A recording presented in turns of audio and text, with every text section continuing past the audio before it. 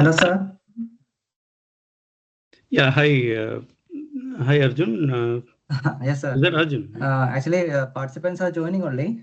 We can wait for 10 minutes, sir. Yeah, we'll wait for 10 minutes. Okay, they started joining. Okay.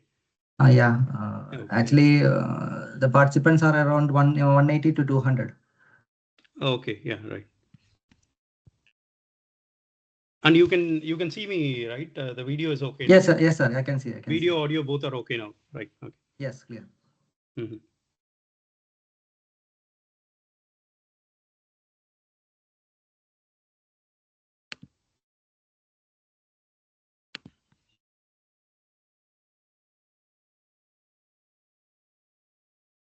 I don't see my option to share my screen. Okay.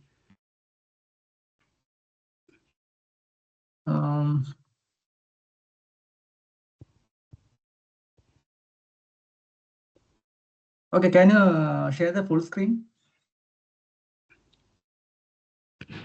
Okay. Right.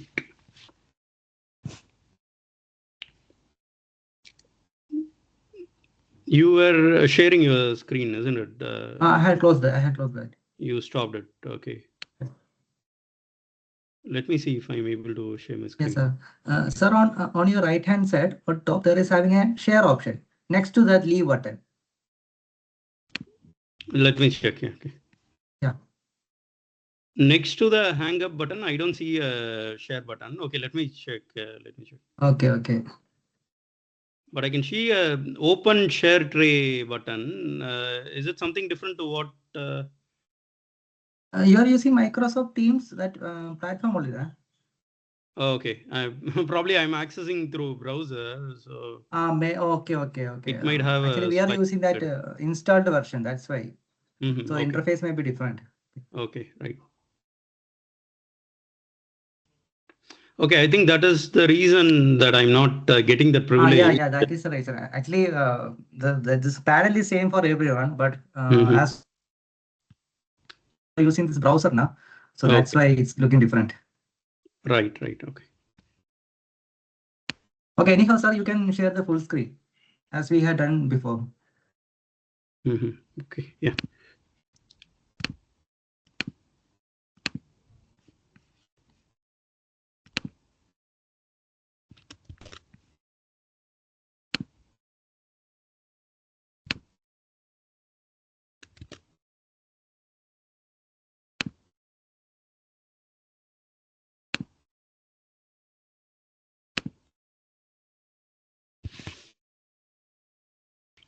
Do you see my screen, Arjun? Yes, sir, I can. Okay.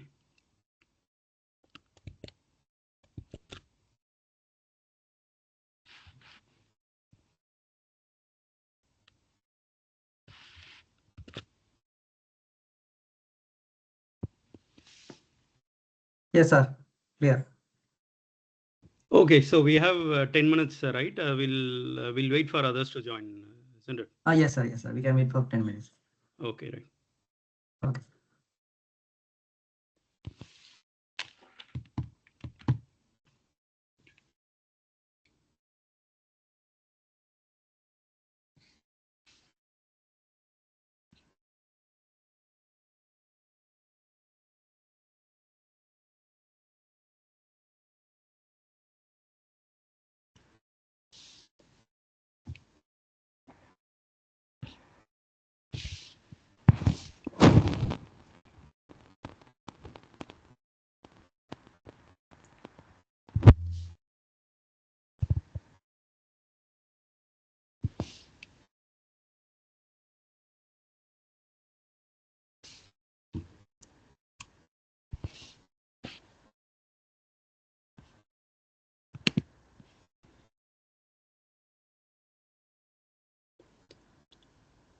Yeah, I'll stop sharing for a couple of minutes. Then we'll start in 5 minutes. So, yes, sir. Yeah, that's enough. Yeah. Right.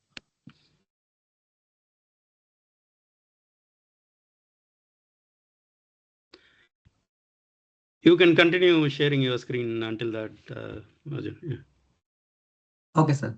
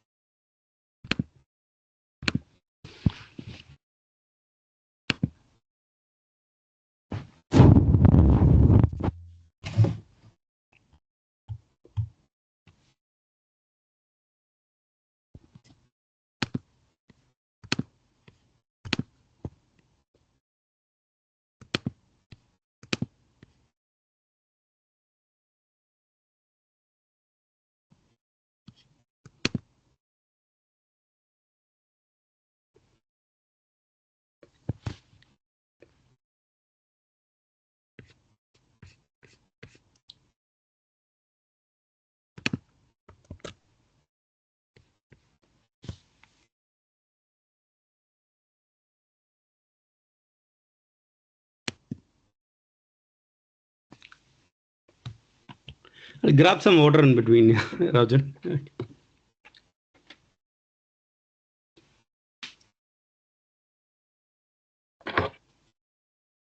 Yes, please, sir. Yeah, thanks.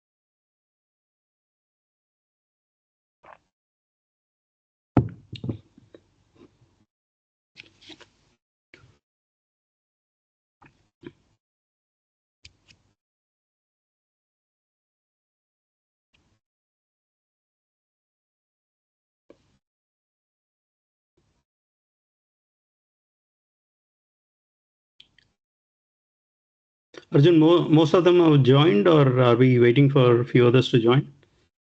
Actually, the count is 24 only right now. Okay. Session starts only 6 actually. 4 more minutes, sir. Yeah, right. Okay. What is the expected count? Expected time, right? Expected count. Sorry, sir. The current count is actually, 24, sir, right? it counts around 180. Around 180. 180. Okay, Yes, we'll give others a few minutes to join you. Yes, sir. Right. Thank you. Okay, sir.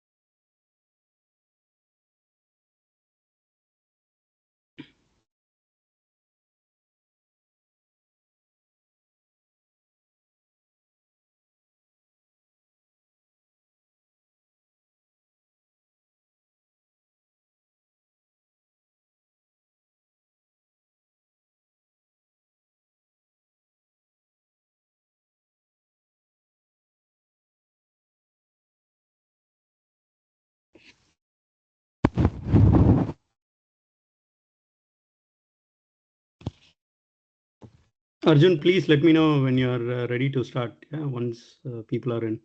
Sir, we can wait for 1 more minute, sir. Sure, okay. Sorry, sir.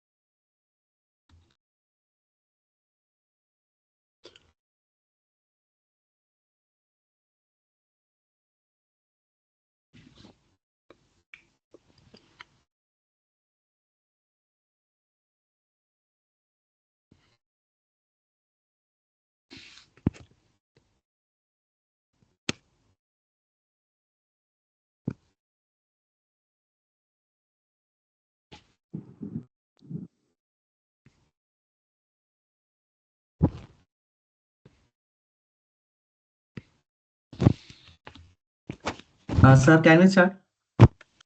Yeah, sure, okay. Good evening, everyone. This is Murli Krishnan Sir, Perumal. just a minute. There is an introduction about you. Oh, sure, okay. Go on. Anjala? Good evening, everyone. Good evening, everyone. Welcome to the day 5 of our online session. It's my pleasure to introduce our resource person, Mr. Murali Krishnan Perumal, joining us from UK. He's a principal IT consultant, currently working as a lead engineer at Ford Motor Company, bringing a wealth of experience in the IT and software development industry. Over the years, he has worked in various prominent roles, including senior analyst at Phonics ITS, associate at CSC Technology, and senior software engineer at Polaris. Mr. Murali holds a bachelor's in computer science from SSN College of Engineering, Madras University, and is a certified Scrum Master and Pivotal Cloud Foundry developer.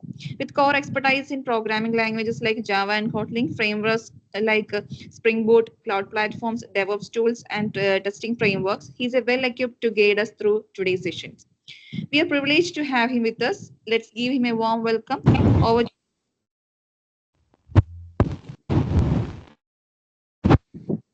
sir, please.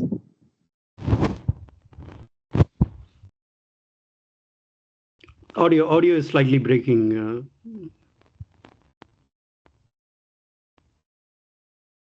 Okay, we can start, sir. Thanks. Thanks for the great introduction. And I'm so honored to be here and presenting one of the most critical issues of our time, combat to climate change.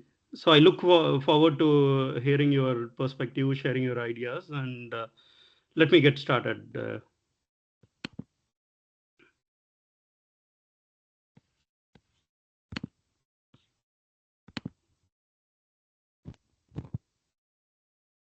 Hope everybody can see my screen. Yes, sir. Yes, sir.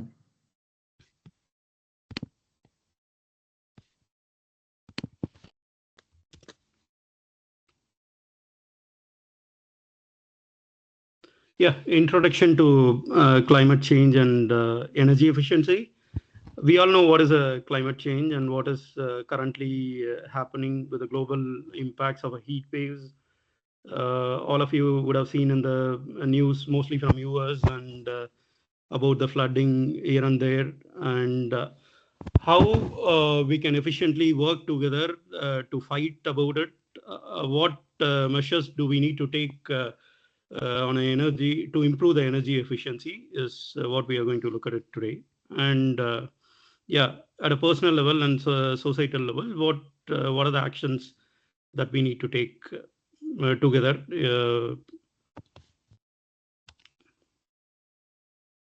Okay, few facts that we know is global temperatures have risen by 1.1 degrees Celsius since the pre-industrial era. We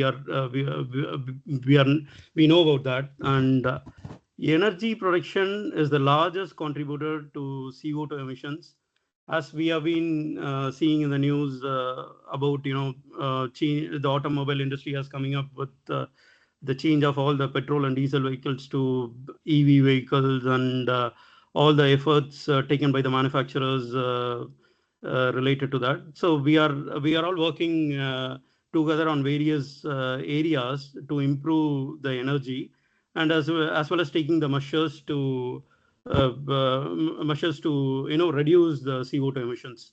Let's see what responsibilities do we all hold in order to do that. And yeah, what is energy efficiency? Using okay, we are going to look at it at the domestic level as well as at the commercial level. What is generally energy efficiency? Using less energy to perform the same task. We can quote an example like since I'm based out of UK, all the explanations of mine would be related to UK, but as well as that can be related to what currently happens in India and how that can be what are the measures that can be taken to reduce in both the sites.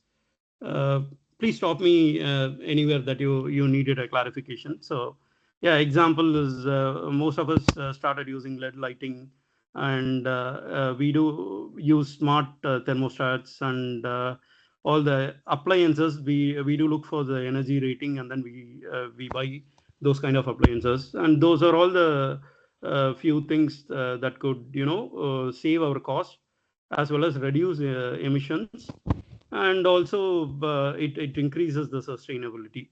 I have depicted few pictures where we can see it in detail, and then we'll discuss about that. Yeah, okay. Why it matters? Households that contribute a lot to energy consumptions, as we know, as equivalent to commercial, or sometimes in most of the places it can be more than what energy is being used at the commercial level.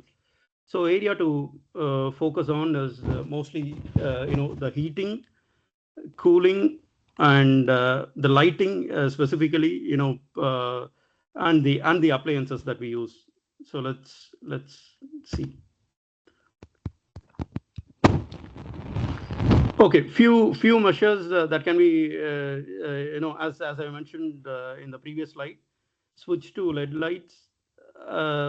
The feasibility of that in India, I'm pretty not sure about it, but that is happening currently in UK. We all tend to switch to LED lights, and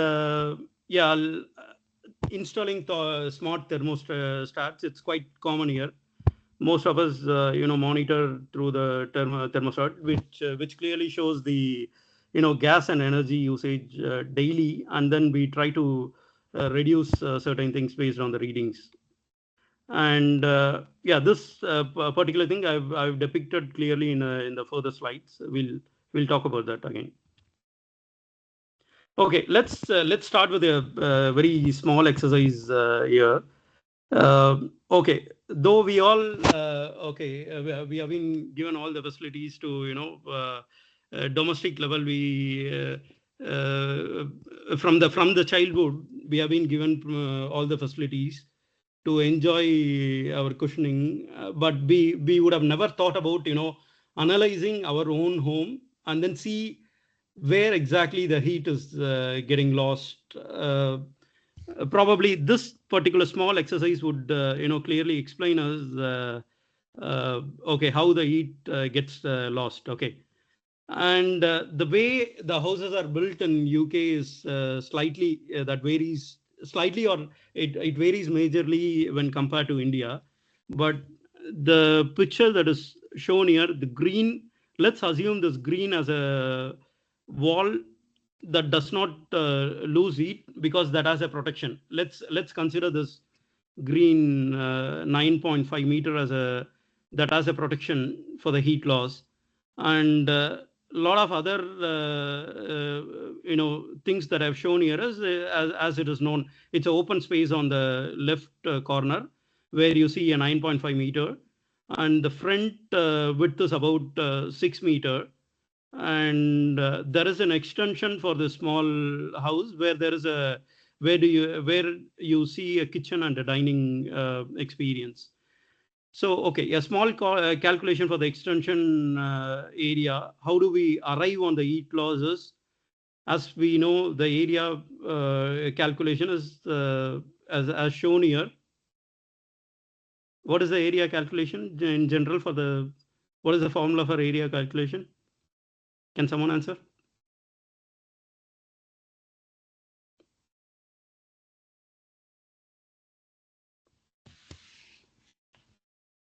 I mean, guys, are you on mute? Arjun? The mics are provided. Mics are provided. What is Can the I check formula the for chat area? box? What is the formula for area calculation?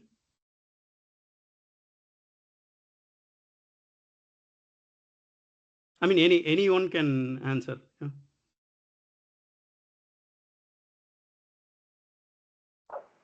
Okay, I don't want to be dragging.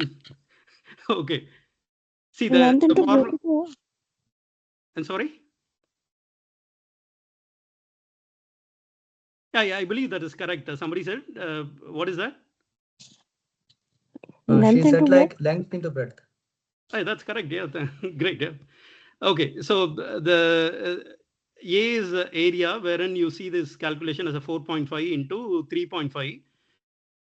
Okay, the moment we look at the building, right, immediately we have to think about, okay, what are the open spaces for those, walls, and which will give us a clear understanding of, okay, where we are going to, lose heat. Okay, that is how we identify. For example, the wall inside the house may not lose anything. So something that is external and which does not have a protection will definitely lose heat. Let's say, for example, in India, it is quite common to have a air conditioner, right? Whereas in UK, in most of the houses, you wouldn't see air conditioning at all. We use the heater. We use all centralized heating for close to all the winter month plus additional few months. So various. That is one of the reason we mostly work on calculating the heat loss for a house in a domestic level. How do we save cost related to that? So a simple calculation here is as you mentioned, length into breadth. That clearly shows it. Yeah. Okay.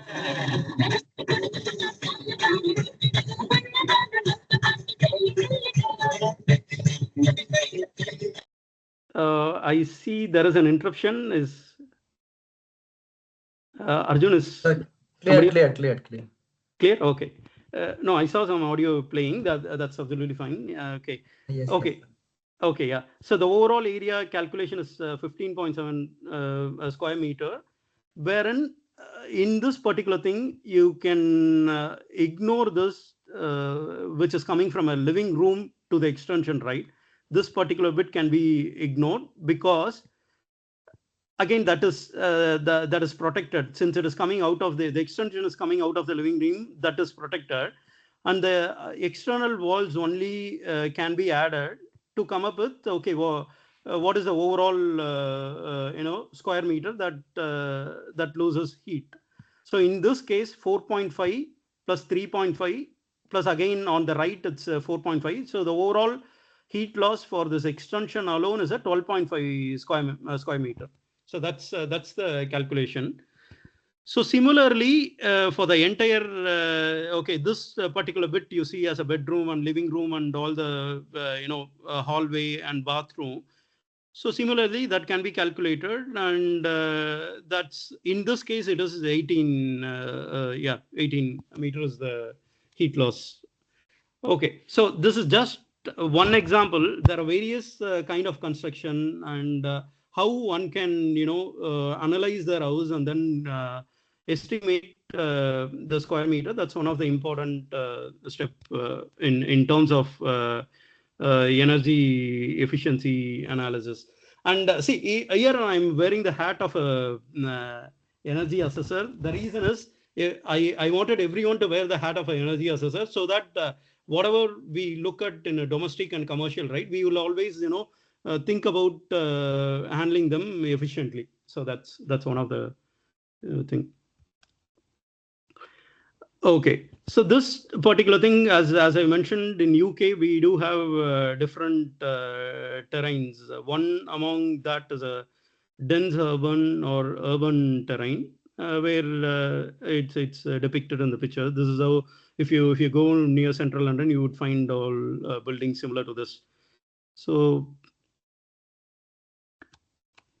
okay, there are different terrains as dense urban, low-rise urban. Most of the pictures that I've shown in the future slides will have a low-rise urban or suburban, and yeah, the next slide will show the rural. How does that look? This is how, in case if you're traveling away from the main central London, close to 3 hours away from here, or you would find places much similar to this, where which is called a rural terrain.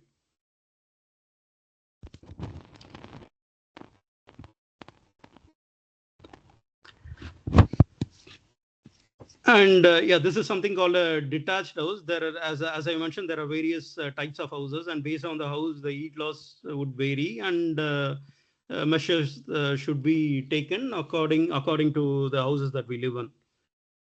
Detached house will look something similar to this, and which by looking at it, you might easily say, okay, this house has 4 heat loss walls, and there is no party wall.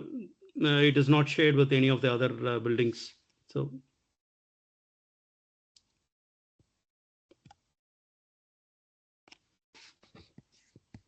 And this is something, it is called a row houses here. And okay, if you pick this particular house, this is called a mid terraced house. So, and we can say it has 2 party walls and 2 heat loss perimeter wall.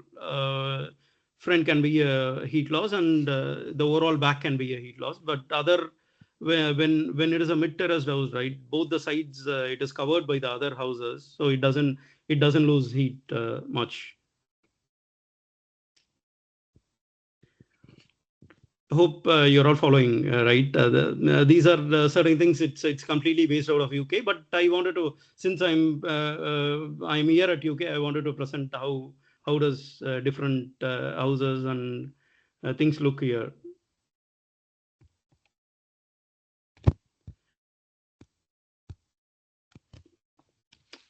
Okay, yeah. If you look at the end terraced property, yeah, heat loss can be on the end, where there is no on the right side. If you look at it, it is attached to another house where it does not lose anything. But on the other side, it's called a end terrace, and where it would tend to lose heat.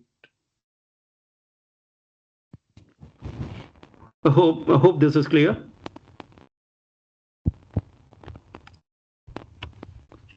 Okay, and there are different types of houses like flat and maisonette and bungalow.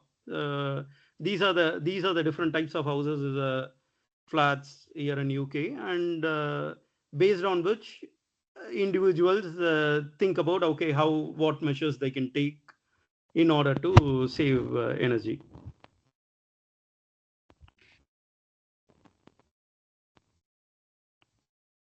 Okay, as I told you, wearing the hat of an energy assessor, we just do a case study based on the certain houses, and then note down all the property, what stories do we have, and what are the habitable rooms, and out of all the habitable rooms, what is heated and what is non-heated, all that, and that gives us a clear picture.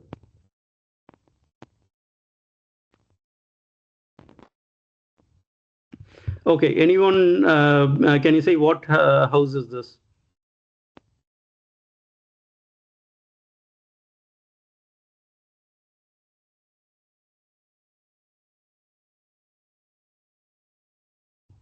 Okay, this is a mid-terraced house. It's too early to ask, but since I've shown in the previous video, I just wanted to check whether all of you are listening.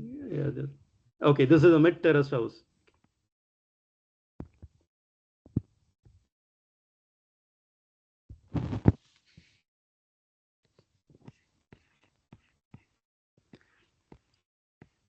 And this is something, it has become quite common here, as well as in India. Mostly you would have seen the commercial buildings are based on this. They develop a steel frame construction first, and then with that as the base, they do a lot of, if you look at this system build construction, it making building components off-site in the factory and then bring them on-site for assembly in order to build a home. This can be a steel frame, prefabricated modules or blocks, and concrete panels of various sizes. How many of you have heard about this? Yes or no? This is catching up in India too. This kind of a construction is catching up in India too. So, and yeah, it's obviously it's quite common in UK as well. And based on this frame, we have to think about, okay, how to fill all this and then construct based on the base what we have. So that is to be considered.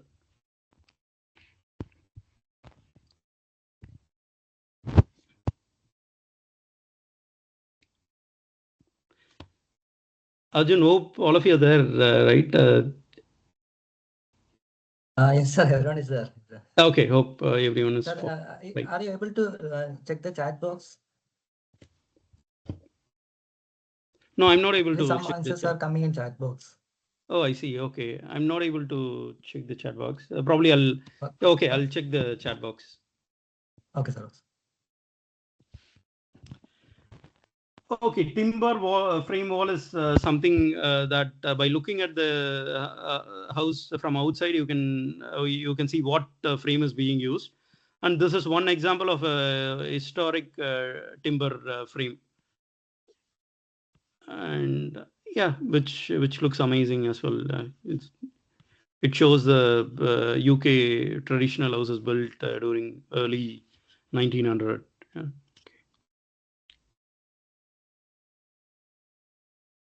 Okay, this is something that you would have seen in Sachin Tendulkar's Instagram post mainly, wherever he travels, kind of an area like Scotland or something similar to that, where the other place is Cotswold, where you would see sandstone or limestone kind of a construction. And generally, this is a sedimentary rock, but generally grayer in appearance. And again, if you look at this, is a very old building wherein you wouldn't find the cavities as you see in new buildings in London or any other area. So this is basically a sandstone or maybe a limestone.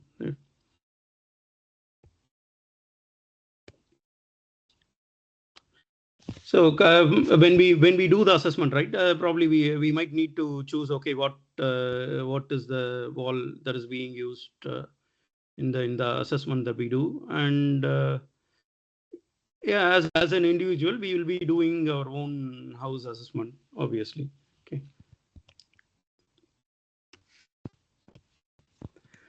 Okay, this is again something similar to the steel frame that I've shown in the earlier slide. This is a modern timber frame. This is also catching up a lot here in UK.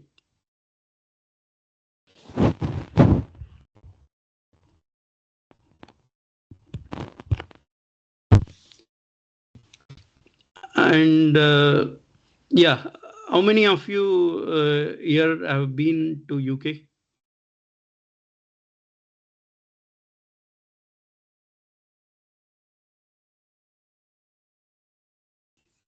Yeah, okay, right. So this is something, these kind of construction is pretty common in the part of East London. Wherever you go, you will find these kind of houses. The example that is shown here is the one on the left. If you see this particular brick, right? If you buy a brick similar to this, then you wouldn't find a space to fill a cavity.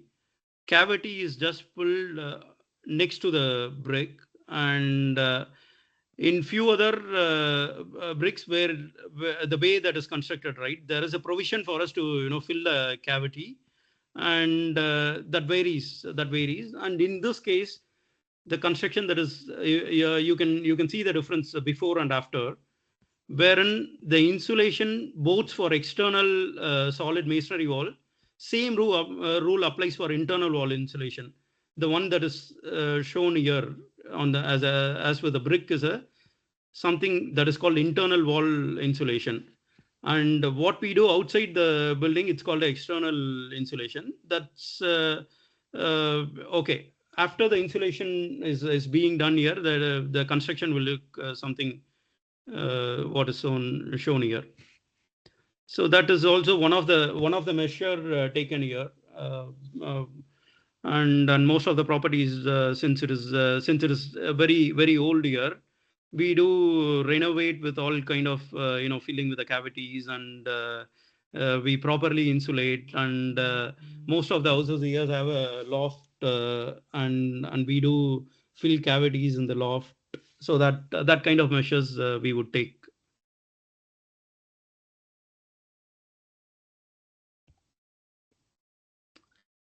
Again, case study as again for the walls, we need to analyze and then choose whatever the analysis that we do for a wall.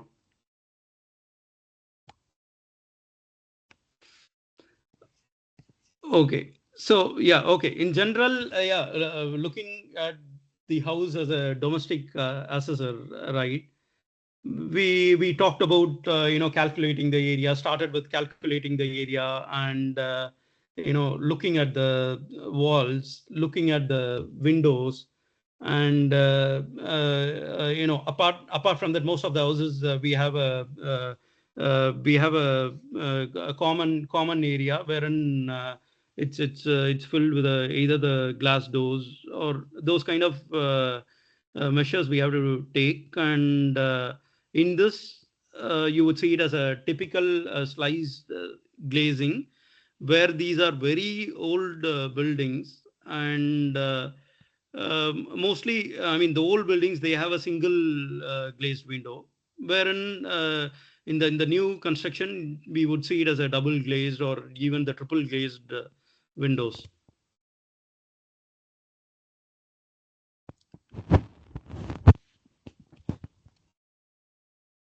Yeah, secondary glazing is something that is highlighted here as a original window, which does not have a provision to place the secondary glaze immediately, and there is a secondary panel shown here in order to protect that.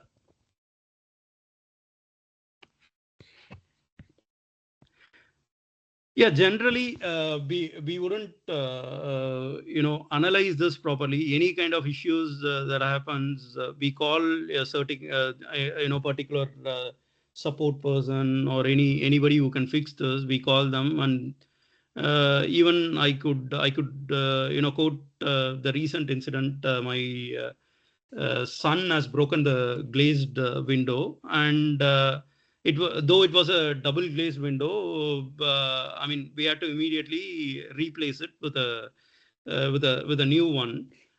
That is when, okay, I've noted down that, okay, if one breaks, one glazing stuff break, I have to replace the entire stuff. Instead of replacing one, I have to replace the double glazed window.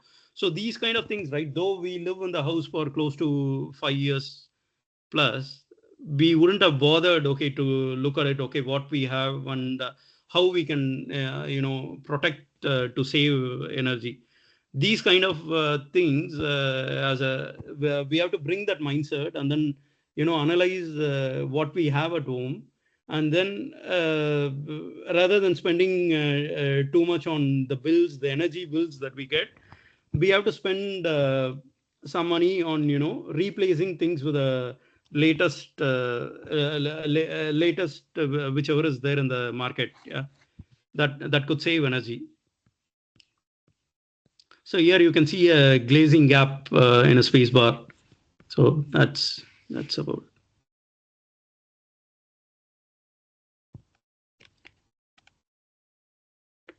How many of you tend to analyze your own home, like how the energy could be saved? I know in a city it's quite common to live in an apartment. Yeah, it depends on the place where we live. Living in an apartment, it again the responsibility goes to the one who maintains, the community that maintains. But yeah, whoever gets an opportunity to live in a own independent house or something, yeah, we own the full responsibility of doing all this. Taking all these measures to save energy. Okay. Yeah.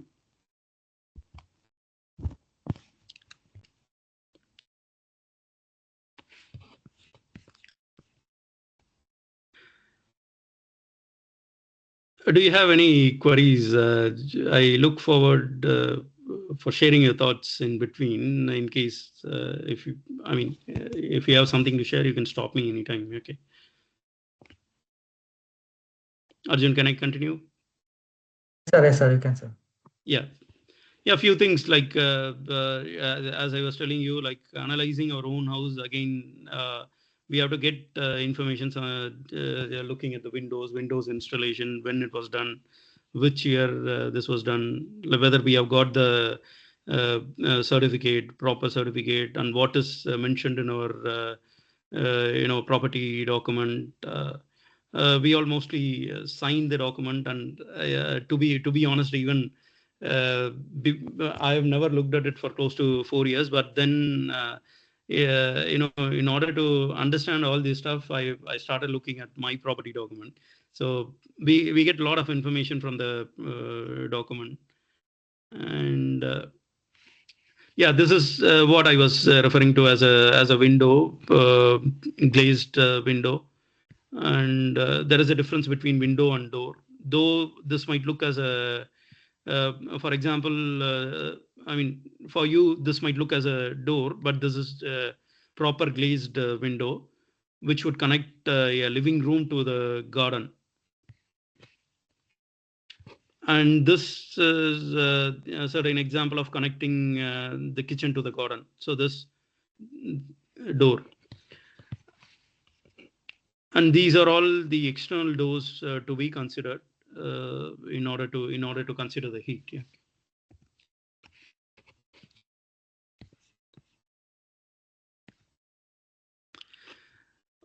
Okay, and again, I'm not going to ask you guys to do any exercise as we have done before, but these are all the certain things. These are all the certain simple formulas that we need to work out, and then see, okay, what we have, what exactly is there at home, how many multiple glazed windows are there, and what are the total number of windows, and just have the percentage calculated, which would really help us.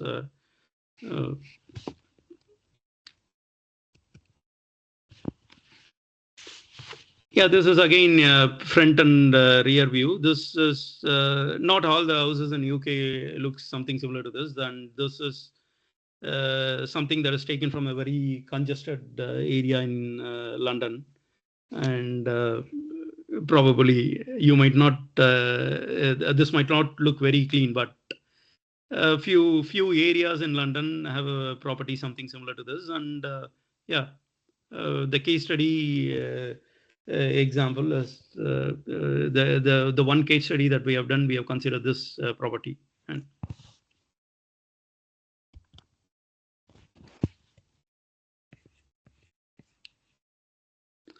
and again, yeah, as we were considering a lot of different things. Like a windows, walls, there is again something that needs to be considered as an age band that is very important. The house might look very, very new.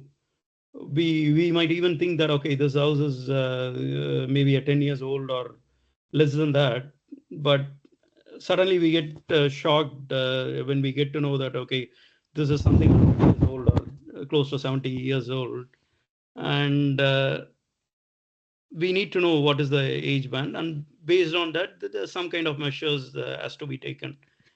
And in UK, if you look at it, barn, farm building, train station, and similar, that's converted into a residential property. The place where I live is called Essex, and I live in a city called Chelmsford. And even here, this something of this sort is happening, and the new construction and new houses are coming up. But if you look at the age of the property, then that would remain same. That the conversion doesn't make that age to be a current age. It wouldn't say 2024. It would refer to the old where exactly the construction has started, whether it was a train station or whether it was a farm building. So that's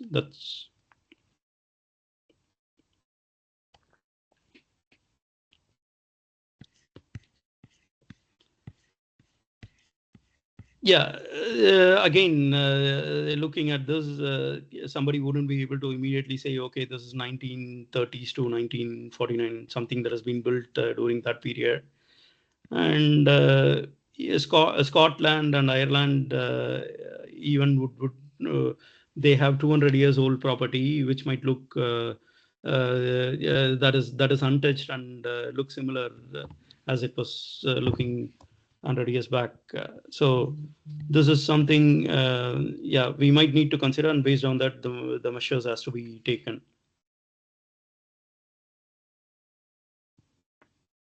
Okay, this is pretty much then coming to the heating system that we have. Every house here in UK will have a main heating system. Main heating system is generally one that would be described as a central heating. If you take my house in a living room, we have got a central heating. And again, you would see the provision in the kitchen as well as in the other areas. If the central heating is turned on, all these would get turned on. And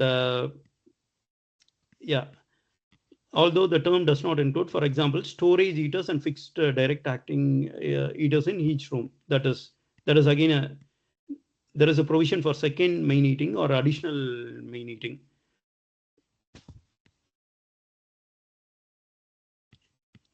Examples of a second main system would include a second boiler, storage heater, hot water boiler, etc.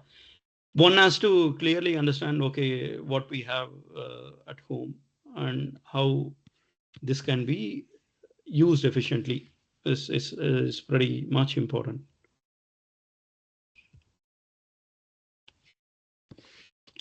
Yeah, community, you would see an apartment or some other community buildings look something similar to this. Even some kind of offices look something similar to this. And they have common provisioning for turning on certain things that would get distributed to all the living areas for other residents. So that is again, it's a common responsibility. As an individual, we could only reach out to somebody who is maintaining this and take the necessary actions in case if you are seeing any leaks, or in case if you feel that something is getting some energy is getting lost. Yeah, okay, that's okay. I think I spoke about this in the earlier slides as well. And the first one, this is how I've seen something in India. Is it still the same, or okay? We have close to 6 images here, right? Can someone tell me how your electricity meter looks in these images?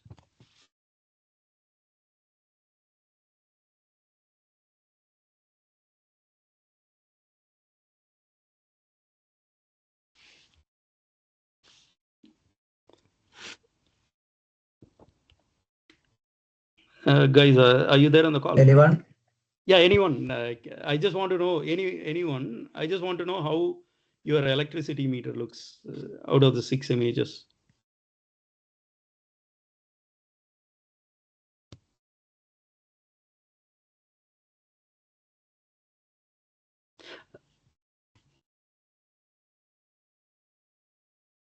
Arjun, I'm not looking at the chat. Okay, sir. It seems the fifth one. Okay. Arjun, in your home, do you see electricity meter something, I mean, similar to the fifth one? Actually, the picture is not clear over here.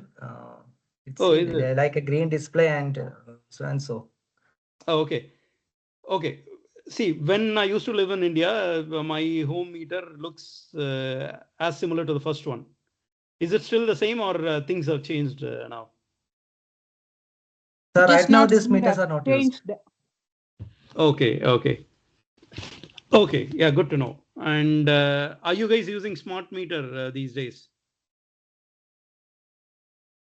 So not the smart meter, but the detail meter. Detail meter. Okay, good. Yeah.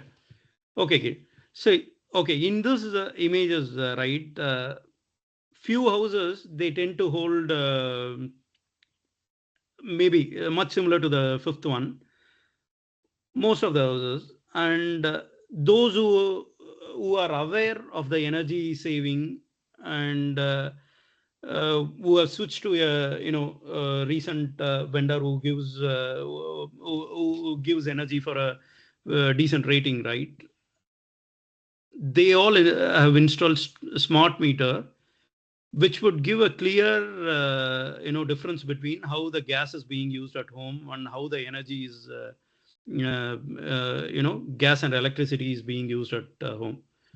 So that again, if we keep monitoring that, right, that gives us an insight. Okay, let's say today when I look at my smart meter, let's say it is close to £7 per day, and it strikes my mind. Okay, all the lights were on. My kids kept the room light on, and even the laptop was turned on the whole night. Somebody forgot to turn it off, or a small measures would add cost to it.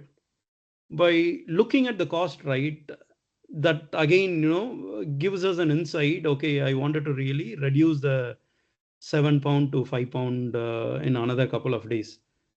I don't want, we instruct all the kids at home to make sure that okay, they don't keep the bedroom light turned on, or they don't leave the systems, laptops turned on overnight. And there was a saying by Abdul Kalam, I believe in the year 2008, he wanted to ensure that all the employees to turn off their computer in office and go home. That really that was a big news, and most of the since I've been into the software industry, I've never seen somebody turning off their office system. I always see them turned on. Those kind of small measures taken by the individuals would save a lot of energy. So at the home, as the head of the family, or as a member in the family, we own the responsibility to instruct others at home to ensure that okay, these things are maintained well. That could save energy. Smart meters again, by looking at the cost, we would take an action. Otherwise, we wouldn't take an action. Cost really gives us okay. Oh, we are losing money, and we wanted to save. That's one of the thing. Yeah. Let me move on to the next slide. Yeah. Okay, again, this is guys. All the slides, right? Mine. It's completely based out of UK lifestyle. Since you would have seen the most of what is happening currently in India, you know it better than me. But my slides are mainly based on what is currently happening in UK, and of course, it's a global thing. You could relate it to India. How does it work in India? And you could also take necessary action to say something. Yeah. Okay, this is something pretty common. Dual immersion kind of a heater, which we call it as a boiler, which we use it for heating the water, or all the provisioning that the water go. If you look at it, there is a single immersion and there is a dual immersion. And mega flow is a transparent one. If you look at it, we could remember our olden days, the way of heating the water with a single kind of a metal heating first, and then that heats the water up, right? So that I mean those kind of the evolution of that technology has changed, and the way the heating is done has come up with a lot of new provisioning, and we have to identify which really saves energy, and then which does it very quickly, which does the heating so quickly, and we have to take measures to reinstall or change the old boiler to the new one, and we own that responsibility. This is something you would see as a electric one instantaneous point of use, where this is very compact. It doesn't occupy space at home, wherein the traditional boiler it occupies a lot of space at home, and that's all the new new facilities that we have.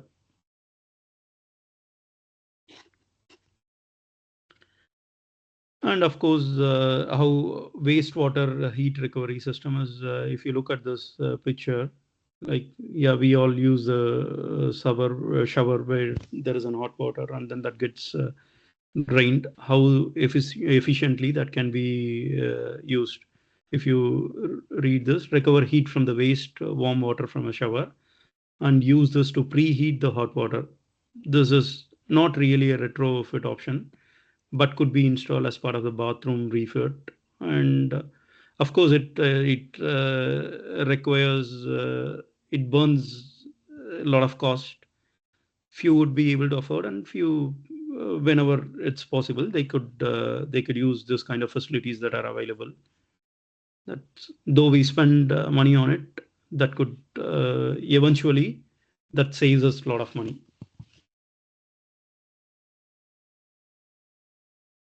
Again,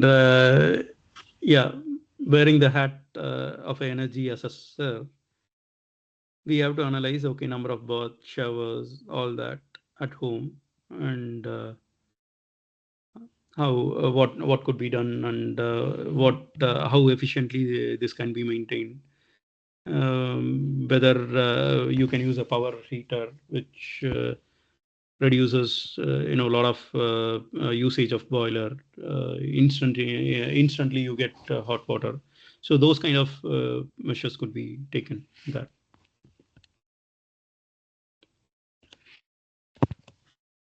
Okay, yeah. How many of you have seen this already? This kind of a panel. This is quite. This is becoming quite popular these days. Okay, looking at this picture, right? It's exactly placed on top of the house, where you see the roof, and it's exactly placed on top of the house. And this is a panel. There is another name to it, and I want somebody in this meeting to answer that. Yeah, what this panel is called.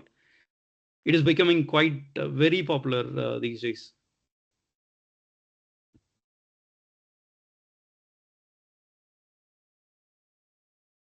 Okay, I can quote one example. It saves a lot of electricity. Installing this panel at your home saves a lot of energy.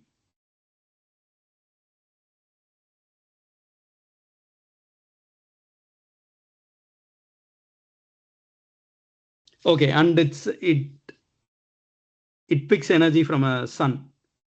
What is it called? Participants? Sorry? Sorry, I'm calling the participants to answer the question. Yeah, it picks energy from the sun. Yeah. It's PV panel only, no? Sorry, what do you say? PV panel, sir. They are saying that it is a PV panel. Okay, this is thanks for the answer, and it's called a solar panel.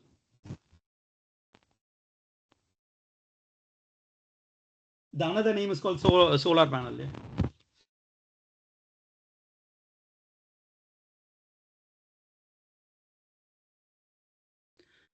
How I mean, is that becoming quite popular there, or is it still? Is it trending there? Yes, sir. It is trending here also. It's becoming common. It's becoming common, right? Yeah, this is one of the measures that most of the UK residents are taking in order to install solar panel. That again, yeah, that gives you provision for charging your EV vehicle. People started selling their old petrol diesel vehicle and then changing that to EV. And it's a kind of catching up, though crowd is still looking at, okay, how the EV is going to work since it is mostly relying on the battery, how long that the life of the EV vehicle would hold, all that still that is going on. And 1 out of 100 vehicle you would see it as a EV. And whoever buys an EV, right, they get a mindset of, okay, I need to install solar panel, and government is also helping in providing the grant for installing the solar panel, and in turn everything is related.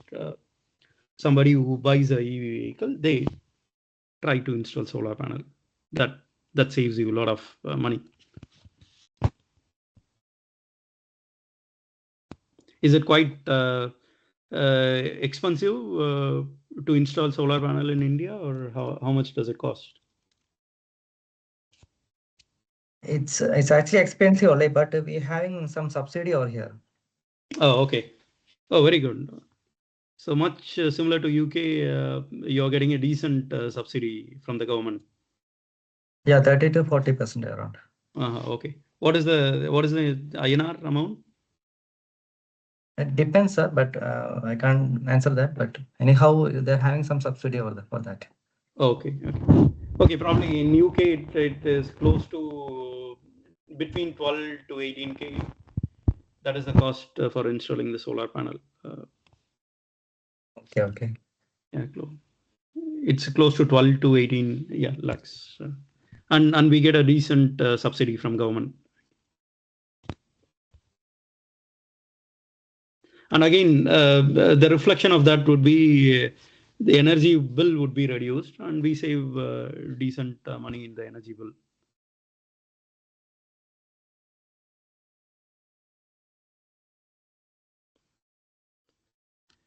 Yeah, this is again, it's very known as most of us would have seen wind turbine, Gamesa, Vestas wind turbine here and there in India.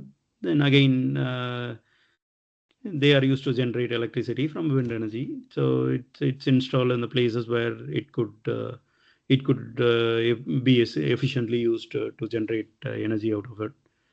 And we do, if we own a very good property, we could even rent out to install wind turbines.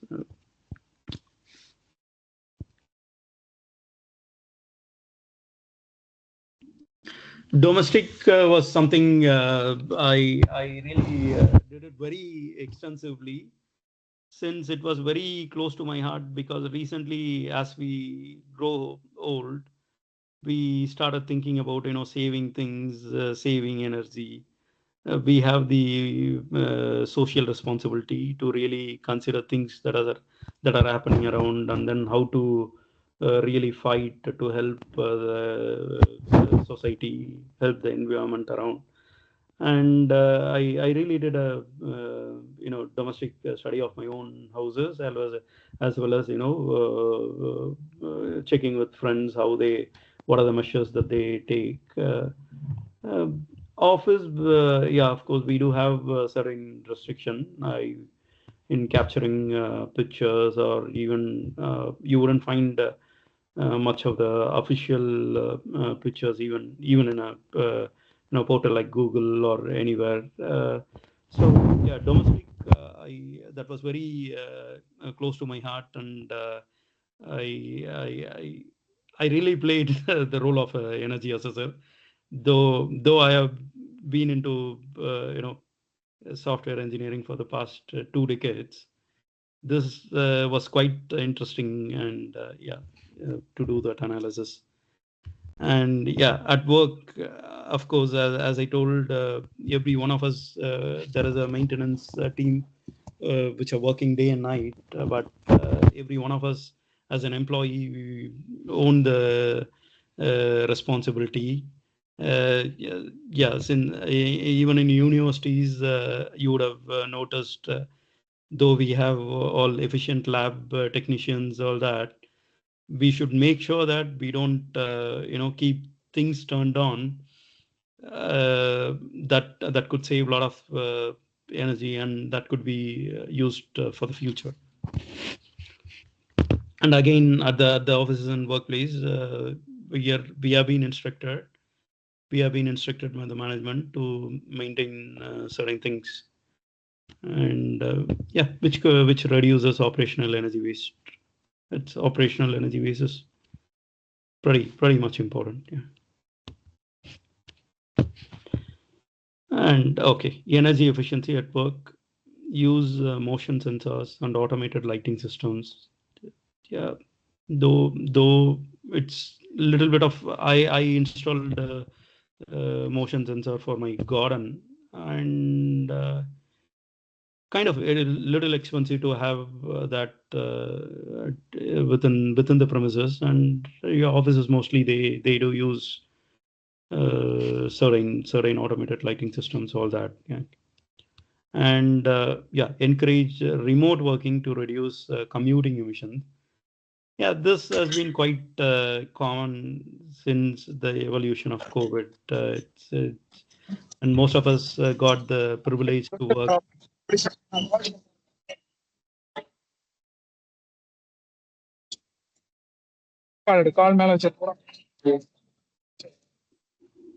Sorry, I can't hear you. Somebody's.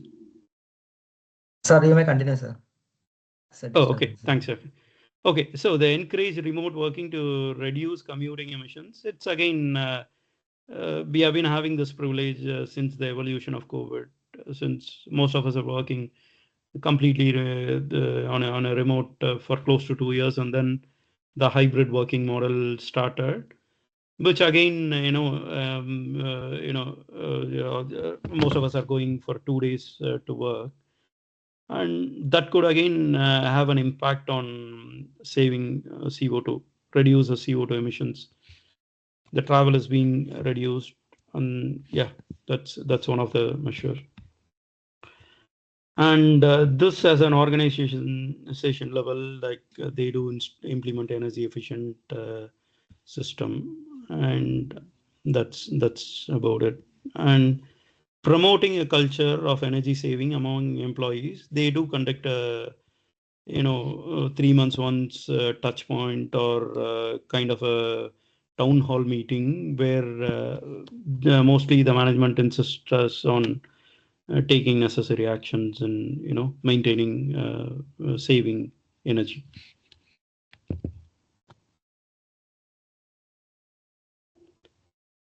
Yeah, comparing the UK and India, challenges and opportunities.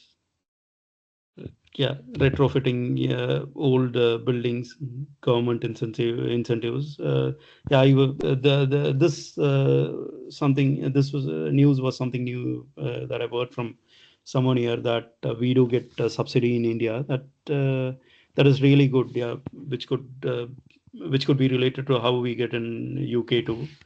So retrofitting old buildings, it depends. Most of the buildings here that gets renovated, and we do spend a decent amount of time in time and money in doing that renovation. So that India, it's slightly different. Like the way it works is slightly different. So that rapid urbanization. Yeah, that's really true. All the cities after government change or central level, I believe the government hasn't changed, but the state level things are changing, and we could see a rapid urbanization there too. And the property worth, even I could see 3 years back, the square feet rate was close to 5,000 INR for an apartment, and the same property I could see now it has rose to close to 9K in Chennai. So probably that again relates to a rapid urbanization. The way the terminologies are being used, and how does that impact on our people life? Yeah. Okay. So need for sustainable infrastructure. I believe that is being taken care too. By the news that I read, I believe that's across the India that is being taken care well. And yeah, developed country, they do maintain it well. But I think the India is also, they are taking all the measures to meet the global standards, is what I understand. Okay.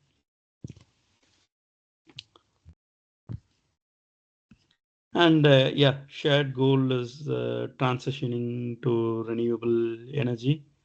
That's yeah, for common for both UK and India to do a transition to a renewable energy. That's the ultimate goal.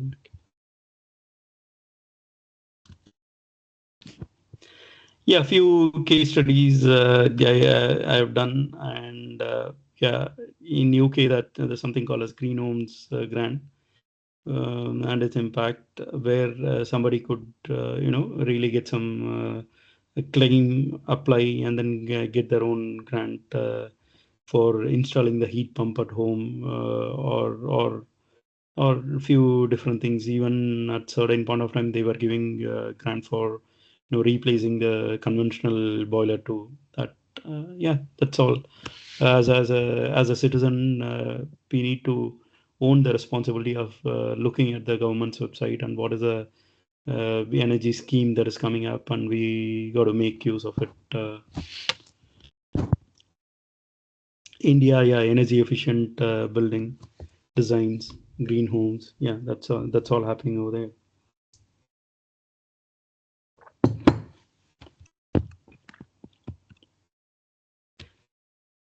Yeah, the final call to action, the folks over here, individual responsibility, what we have learned as a team here on the call, and adopt energy efficient practices at home and work. It's all about the mindset. We all need to have that mindset to adopt, and then learn. If you don't know anything, like, learn what has to be done, and then bring that into action to save a proper energy. That's one thing. And support local and global policies for renewable energies. And yeah,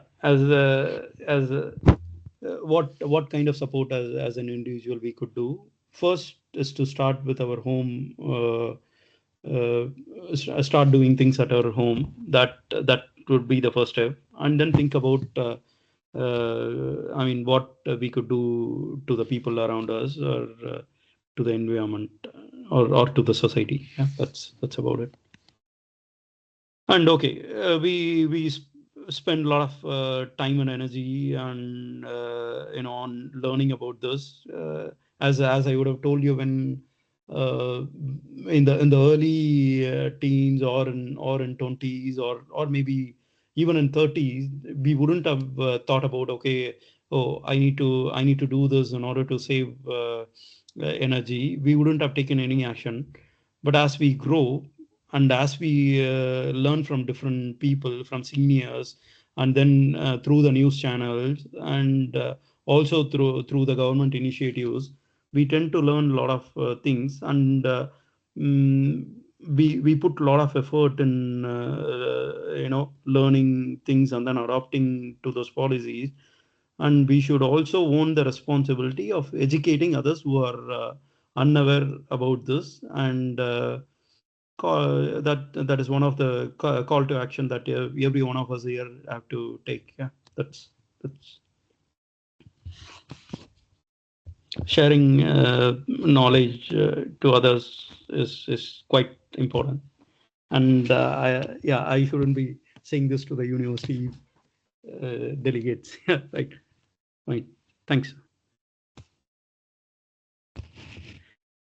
Yeah, we have come to the conclusion. Energy efficiency is a crucial tool in combating climate change, and we all have seen the various measures. We have learned a lot of techniques, initiatives that have as a team that we have taken, and that's really crucial to fight for the climate change, our own climate change. Yeah.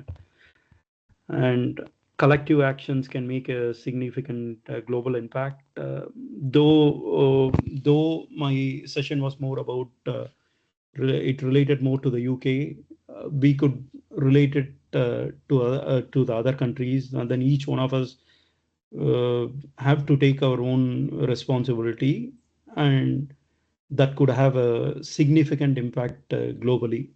Uh, Irrespective of the location that we live, we all have to take a measure that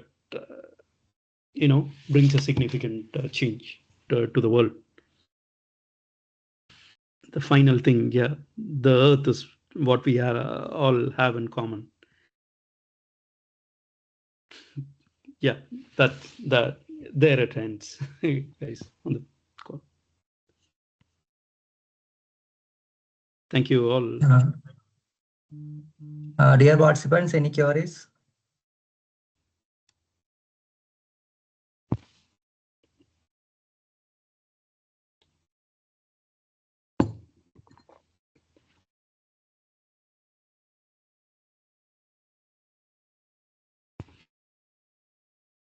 If anyone having queries means we can ask.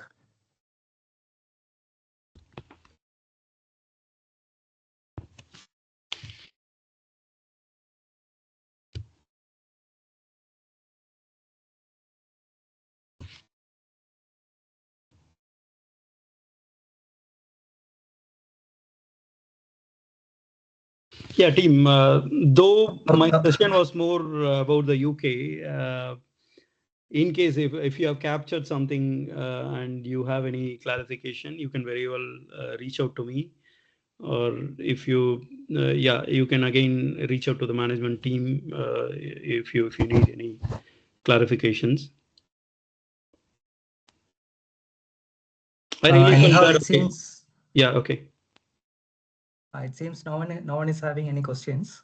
Oh, okay. So thank you so much, sir. Thank you so much, Murli sir, for providing us with an insightful session on how to combat climate change and energy efficiency at home and workplace. The session was highly informative and gave us valuable insights into how sustainability is effectively implemented in United Kingdom. That was a new thing for us. We deeply appreciate you taking the time to share your knowledge and experience with us. It was truly an enriching experience for everyone. Thank you once again, sir. Thanks for your feedback, Doctor. And I thank Dr. Praveen and team for giving me this wonderful opportunity. And I'm so privileged to talk about the energy savings and, how to combat for climate change. Yeah. Yes, sir. Yes, sir. Yeah. I thoroughly enjoyed team. Thank you. Thanks, sir. Thanks. Dear participants, you may wait here. The next section will be starting at 7:30 itself.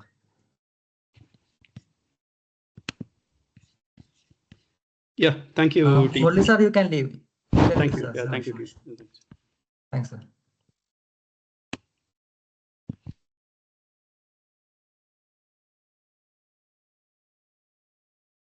Participants, kindly wait. We can start the session at 7:30 itself.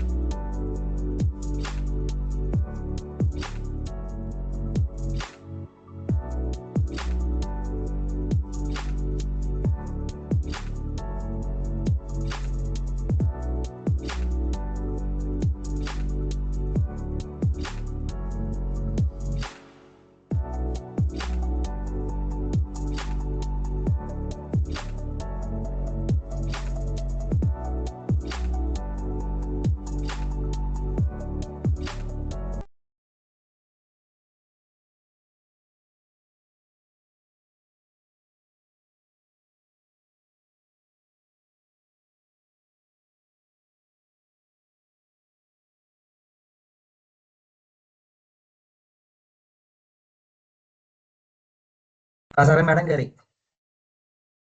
കയറി. ശരി. Rakhi madam. Hello hello sir കേൾക്കാം? കേൾക്കാം madam, കേൾക്കാം. Okay madam PPT എന്തെങ്കിലും ഉണ്ടോ share ചെയ്യാൻ?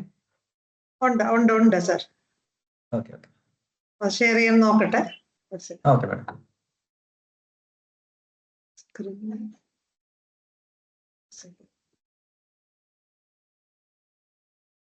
Screen കാണാൻ പറ്റുന്നുണ്ടല്ലേ? കാണാം മാഡം. ഫുൾ സ്ക്രീൻ ആക്കാം. PPT കാണാമോ? കാണാം. ഒരു സെക്കൻഡ്, ഒന്ന് ഫുൾ സ്ക്രീൻ ആക്കാൻ പറ്റുമോ നോക്കട്ടെ. Yes madam. ഒരു second.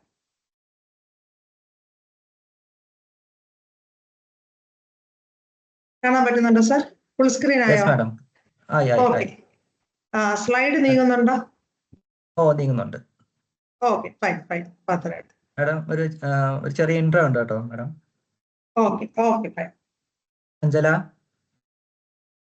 Okay. Moving on, it's my pleasure to introduce our esteemed resource person for the second session, Dr. Rakhi RB. Dr. Rakhi, a native of Trivandrum, Kerala, is a distinguished academic and researcher in the field of physics. She was a first rank holder in MSc Physics from the University of Kerala in 2000 and earned her PhD in Physics with a Best Thesis Award from IIT Madras in 2009. She further on her expertise during her postdoctoral research at King Abdullah University of Science and Technology, Saudi Arabia. Currently, Dr. Rakhi serves as a principal scientist at the Center for Sustainable Energy Technologies, CSIR NIST. She's a recipient of prestigious awards like Ramanujan Fellowship. Her groundbreaking work spans functional nanomaterials, energy storage devices, and electrochemical sensors. With more than 90 publications, over 8,300 citations, and an impressive H-index of 41, Dr. Rakhi's contributions have placed her in the top 2% of highly cited researchers globally for 4 consecutive years. She was also featured in the compendium of CSIR Women Achievers in STEM in 2023. We are honored to have such an accomplished scientist with us today. Let us warmly welcome Dr. Rakhi RB. Over to you, ma'am. Thank you, madam, for your kind words of introduction, and good evening, everyone.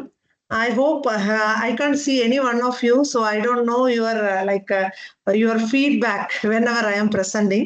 So whenever you feel some problem is there, please feel free to stop me and ask any questions. Okay. So can I start now? Yes, madam. You can. Okay. So the topic for today's presentation is on supercapacitors, powering the future beyond batteries.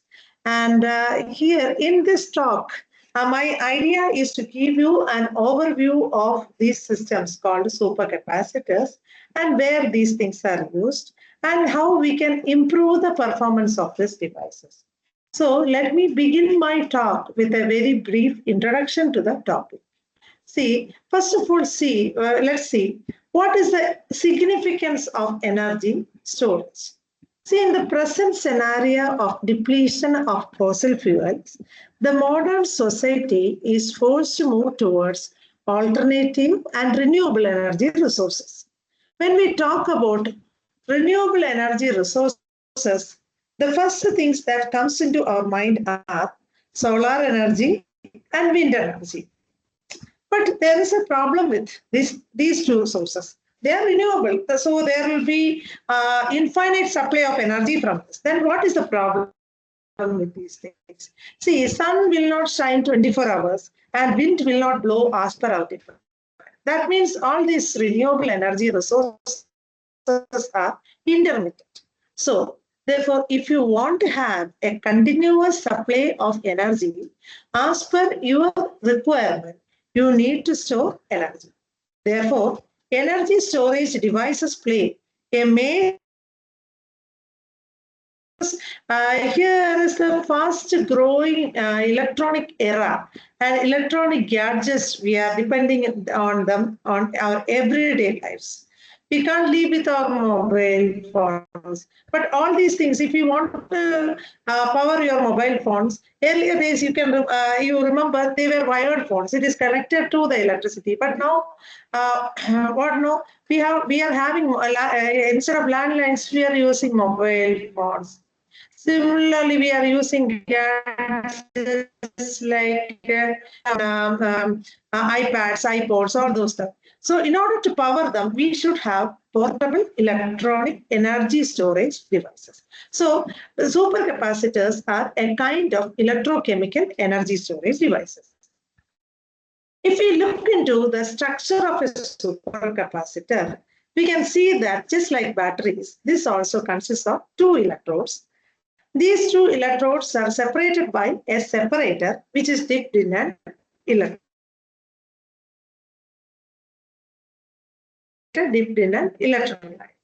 And this separator should be electrically insulating, but at the same time, it should be able to conduct ions.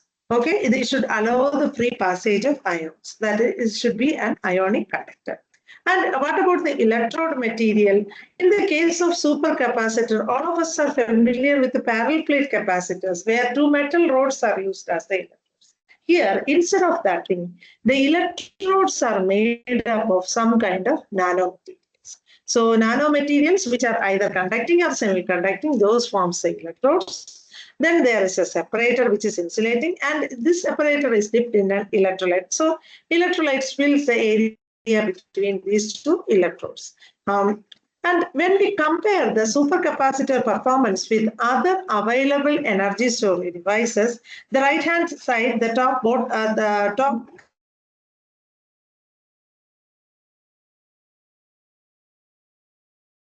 conventional dielectric capacitors and batteries.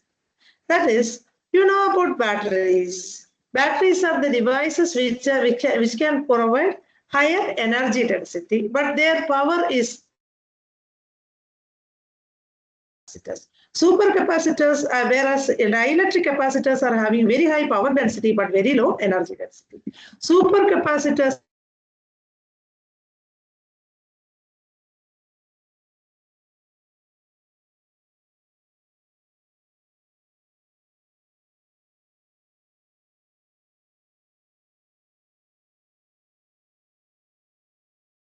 Madam,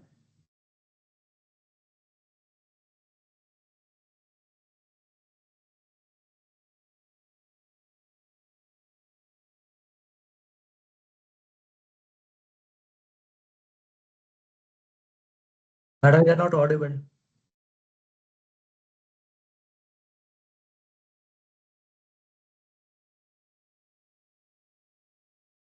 Jackie, madam.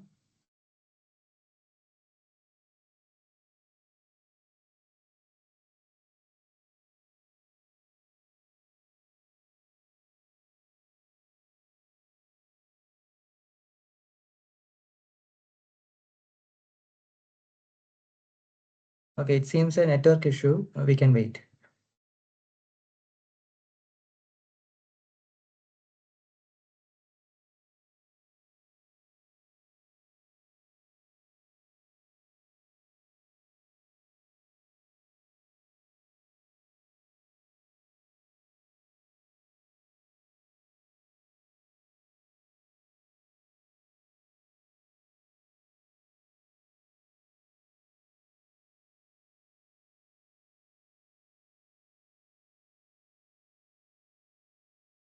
Hello. Yes, madam. Yes, madam. You can continue. Was there any connection problem in between? I lost the connection in between. No issue, madam. Just share your PPT. You can continue, madam. Okay. One second.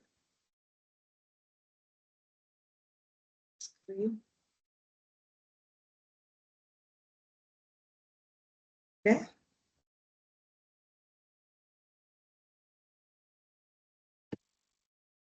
Okay. Now,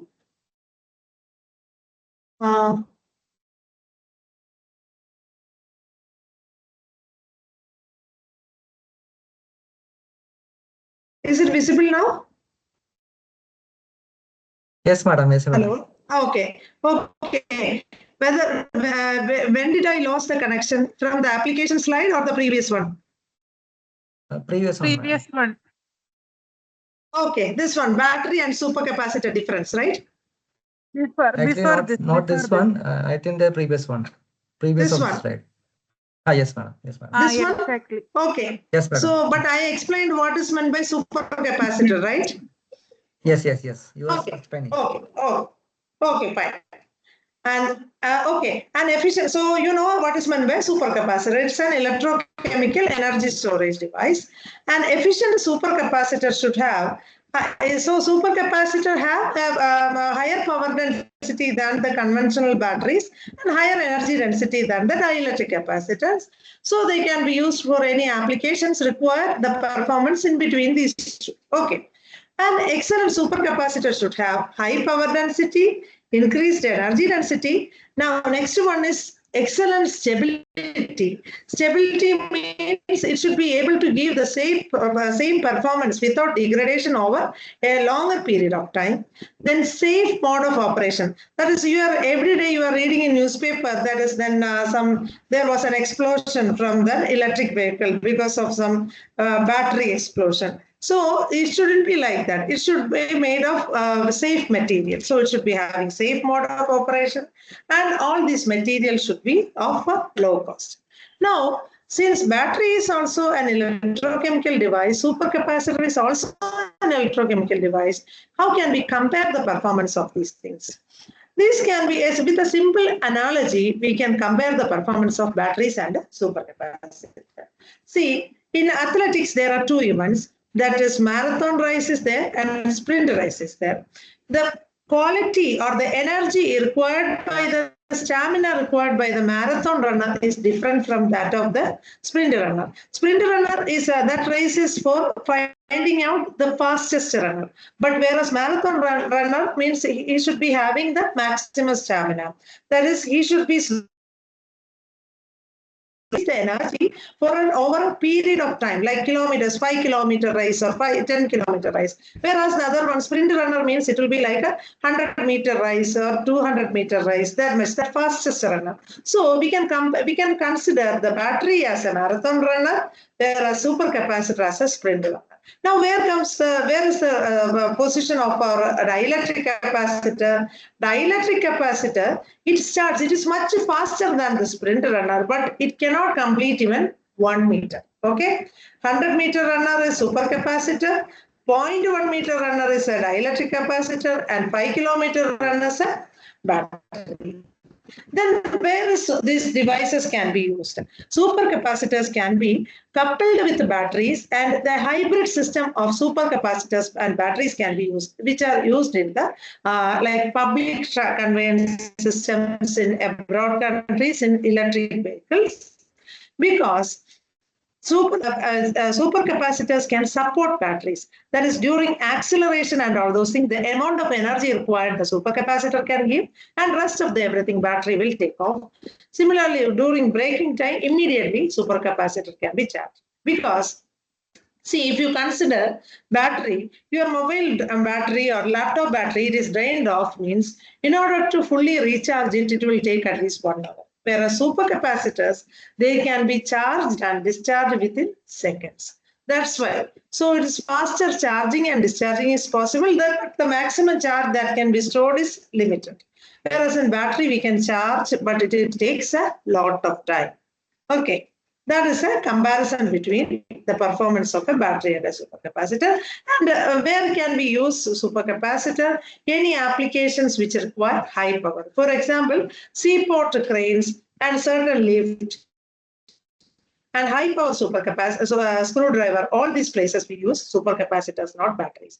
Then why don't we see in market supercapacitors so often? Because supercapacitor, if it is, I will tell you different class of supercapacitor. Supercapacitor, if it is a carbon-based supercapacitor, its life cycle is infinite. So it will never die. So if it never dies, we don't have to go to the shop and buy it again and again. Whereas battery, every 4 or 5 years, it will die. So we have to replace it. And supercapacitors can also be used in digital camera, mobile phone, all those things. Any application that requires a quick discharge of power, then that place we can use supercapacitor. And electric vehicle, we can support batteries, because otherwise you can increase the battery life by using hybrid system, batteries and supercapacitor. So whenever supercapacitor works, battery can take rest. Then again then battery will work. So that in between that resting period is given to the batteries when used in hybrid system. So in that those systems are also used. Now, supercapacitors can be based on the charge storage mechanism. Supercapacitors are widely classified into two types: electric double layer capacitors and pseudo capacitors. Electric double layer capacitor only EDLC. In EDLC, the electrodes, that construction structure is the same, but the electrode materials are carbon-based material. Here, the charge storage that is happening is the electrostatic charge storage, which is occurring at the electrode-electrolyte interface. So the surface area of the electrode material only plays the role in determining the capacitance. You are familiar with the capacitance equation which we have studied in school classes itself. C equals epsilon A by D. A is the area of the plates and D is the distance between the electrodes. So area is the electrode. So surface area of the electrode, it can be improved in the case of nanomaterial. So we are using graphite, CNTs, carbon nanocoils, graphene, mesoporous carbon, any kind of activated carbon. All those things can be used as the carbon-based electrode material. Charge storage is purely EDLC type, electric double layer formation. That means electrostatic charge storage. And another thing, the electrode material will not interact with the electrolyte. Here only charge separation is happening. There is no direct interaction. So it will be having an infinite life cycle. That is stable mode of operation will be safe. Whereas now the other category is the pseudo capacitor. Here pseudo capacitor, the electrode materials are not carbon-based electrode materials, but these are either metal oxides or conducting polymers. And these days, people are using metal sulfides, transition metal ditalcogenates, all those things. Here, the criteria is that the material, when comes in contact with the electrolyte, the surface layer will be able to undergo surface periodic redox reaction, oxidation and reduction reaction, generating large number of charges. So what will happen? In pseudocapacitor, the charge storage mechanism is EDLC's behavior is there. EDLC means electrostatic charge storage is there between electrode electrolyte interface. The periodic reactions also contribute to total charge. So the amount of capacitance charge stored in the case of pseudocapacitors will be many folds higher than that in the case of EDLC. But what is the negative point of such supercapacitor is that since the electrode material is interacting with the electrolyte and it is undergoing some reaction, the electrode surface eventually corrodes. So the stability will be lower in the case of pseudocapacitors. So pseudocapacitor, pseudocapacitors will be having higher capacitance, low stability. EDLC type will be having lower capacitance, higher stability. So the ideal type of supercapacitors will be a combination of EDLC and pseudocapacitive materials, and such kind of capacitors can be called as a hybrid supercapacitors. We will see about these things in the coming slides. Now, this I already explained in the previous slide itself. This is what is happening in the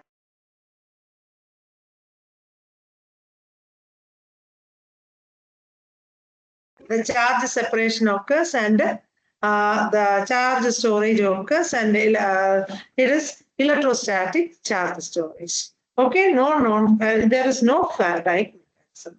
Now, considering the pseudocapacitive material, the electrode materials are purely pitch-based, that either transition metal oxides, sulfides, or conducting polymers. The criterion for choosing the materials as the electrode materials, because the transition metal oxides in these transition metals can exist in various oxidation states. So when it can exist in variable oxidation state, while coming in contact with the electrolyte, it can undergo surface redox, contribute to large number of electrons.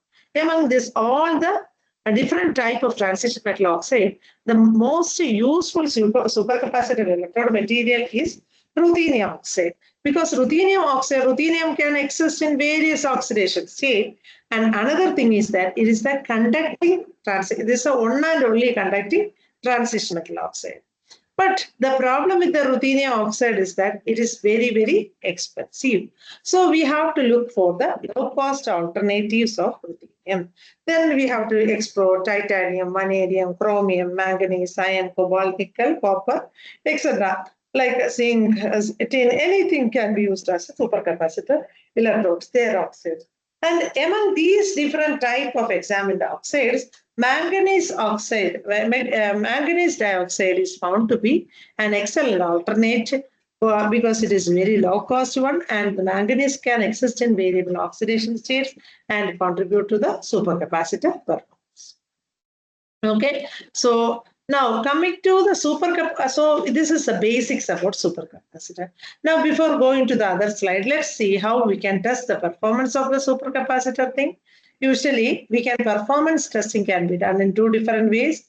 First one is the half cell measurement. There is your active electrode material, whatever electrode material you're using, you will be checking its electrochemical properties. But that is not the supercapacitor performance measurement. These properties are tested to find out what is a stable operation window, potential window for the operation for the material. And maximum, where are the possibilities to have the redox reaction. This identification can only be done by half cell measurements. Now, for the real supercapacitor, just like the cross section I have explained, there should be two electrodes separated by a separated dependent electrolyte. We should use full cell measurements or two electrode measurements. We can sandwich the two electrodes, the polymer, the electrode separator electrode membrane separator electrode assembly in between two current collectors and sealed inside either a coin cell or in a test cell. And we can do the supercapacitor measurement. That is the real performance measurement of the system. Now, for doing the supercapacitor measurements, there are many devices used. All of them are called electrochemical workstations. And the lab scale used, the most popular one in Indian labs are CHI, electrochemical workstation. And if you want to go for more accurate electrochemical measurements for supercapacitors or battery testing, we have to go for either EMB3 biology or modular electrochemical workstation. Now, coming to the what all are the parameters that we measure from the supercapacitor? There are three different types of measurements used to assess the performance of a supercapacitor. First one is cyclic voltammetry. Second one is galvanostatic charge discharge.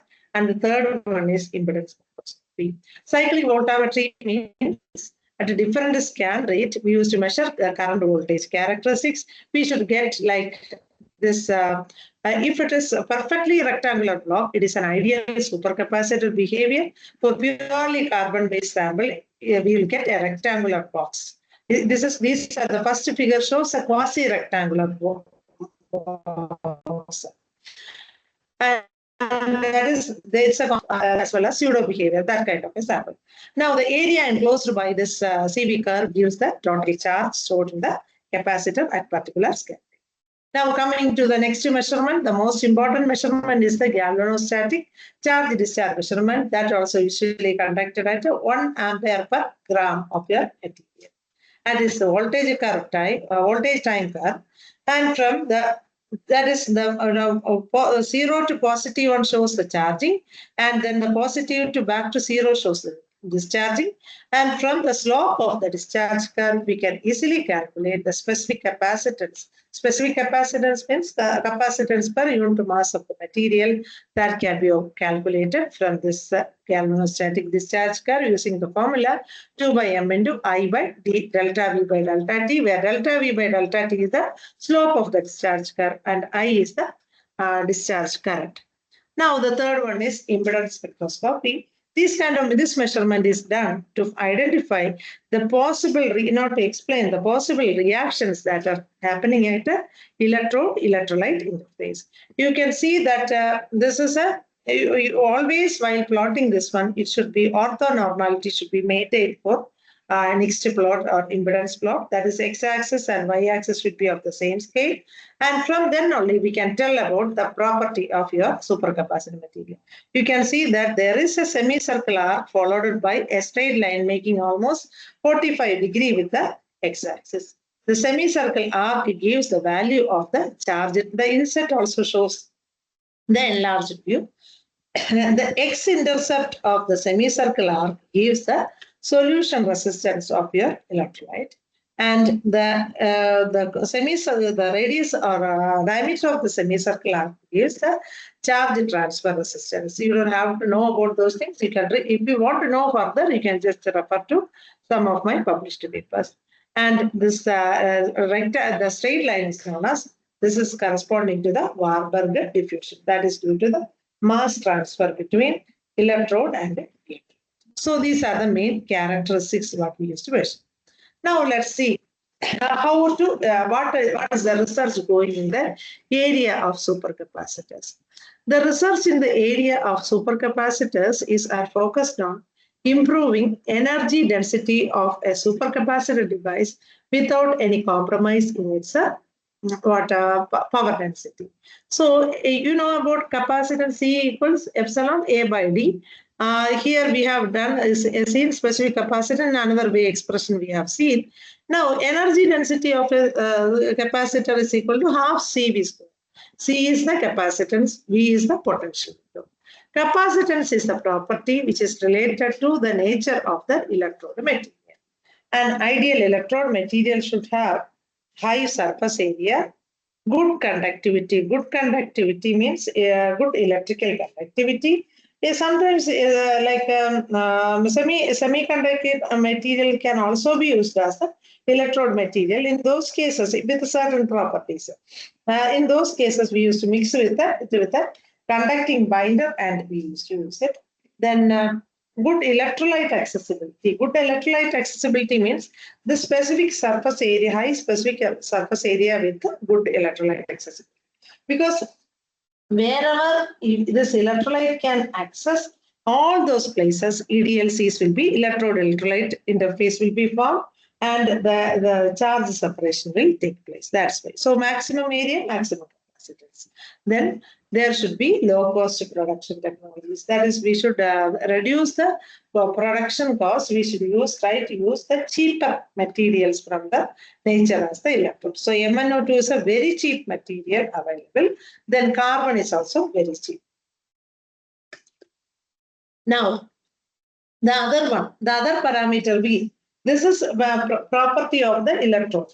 Now, this another property is the potential window. Potential window directly relates to the property of the electrolyte. If we are using aqueous electrolyte, that is in lab scale application, we use aqueous electrolyte, their potential window is 1.2 electrovolt. Maximum possible thermodynamic potential window of water is 1.2. Aqueous electrolyte means either acid solution, some like 1 molar H2SO4 or 1 molar of KOH, that is basic solution. Then alkaline solution or acidic electrolyte, alkaline electrolyte, then neutral electrolyte such as Na2SO4, K2SO4, KCl, all these things can be used as the aqueous electrolyte. But ionic movement will be maximum in the case of aqueous electrolyte. So in order to find out the full potential of the electrode material in the lab scale, and this is very easy and we don't need any sophisticated techniques, so we will use aqueous electrolytes. Now, for real application, if you want to have extended potential window, we will use organic electrolyte. Their ionic moment is mobility is limited, high viscosity is increased. So what will happen? So this the capacitance contribution will be lower in organic electrolyte.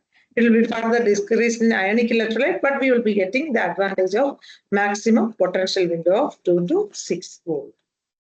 Now, before that, How? So research is focused on improving energy density. Either we have to play with the electrode material or with the electrolyte. So as a material scientist and in our group and all over the world, people are working on the electrolyte we can just purchase and we can replace. So how can we improve the property of their material? There are 3 different approaches: morphology control, then preparing hybrid composite, which I already explained. What is meant by hybrid composite? That is a combination of a carbon-based material and a pseudocapacitor material, then also by electrode design. So now in the coming slides, one by one, I will take one material, maybe MnO2 as an example, and how we can improve the performance by adjusting all these parameters. How is it possible? Let's see. Okay, so first thing is that how will we improve the performance properties of a material by its morphology control? See, MnO2, I have already said that it is a low-cost alternative of ruthenium oxide. Each material in the metal oxides or these things are having theoretical capacities which are predicted by DFT measurements, calculations. So, ruthenium oxide is having a theoretical capacity of 1500. And when we make the ruthenium oxide-based supercapacitor, we will easily get the specific capacity in the range of 900 to 1000 farad per gram, because the theory and in reality it will slightly change, but we will get it in the same range. Whereas MnO2 is having much higher, it's also having high theoretical capacity of 1370.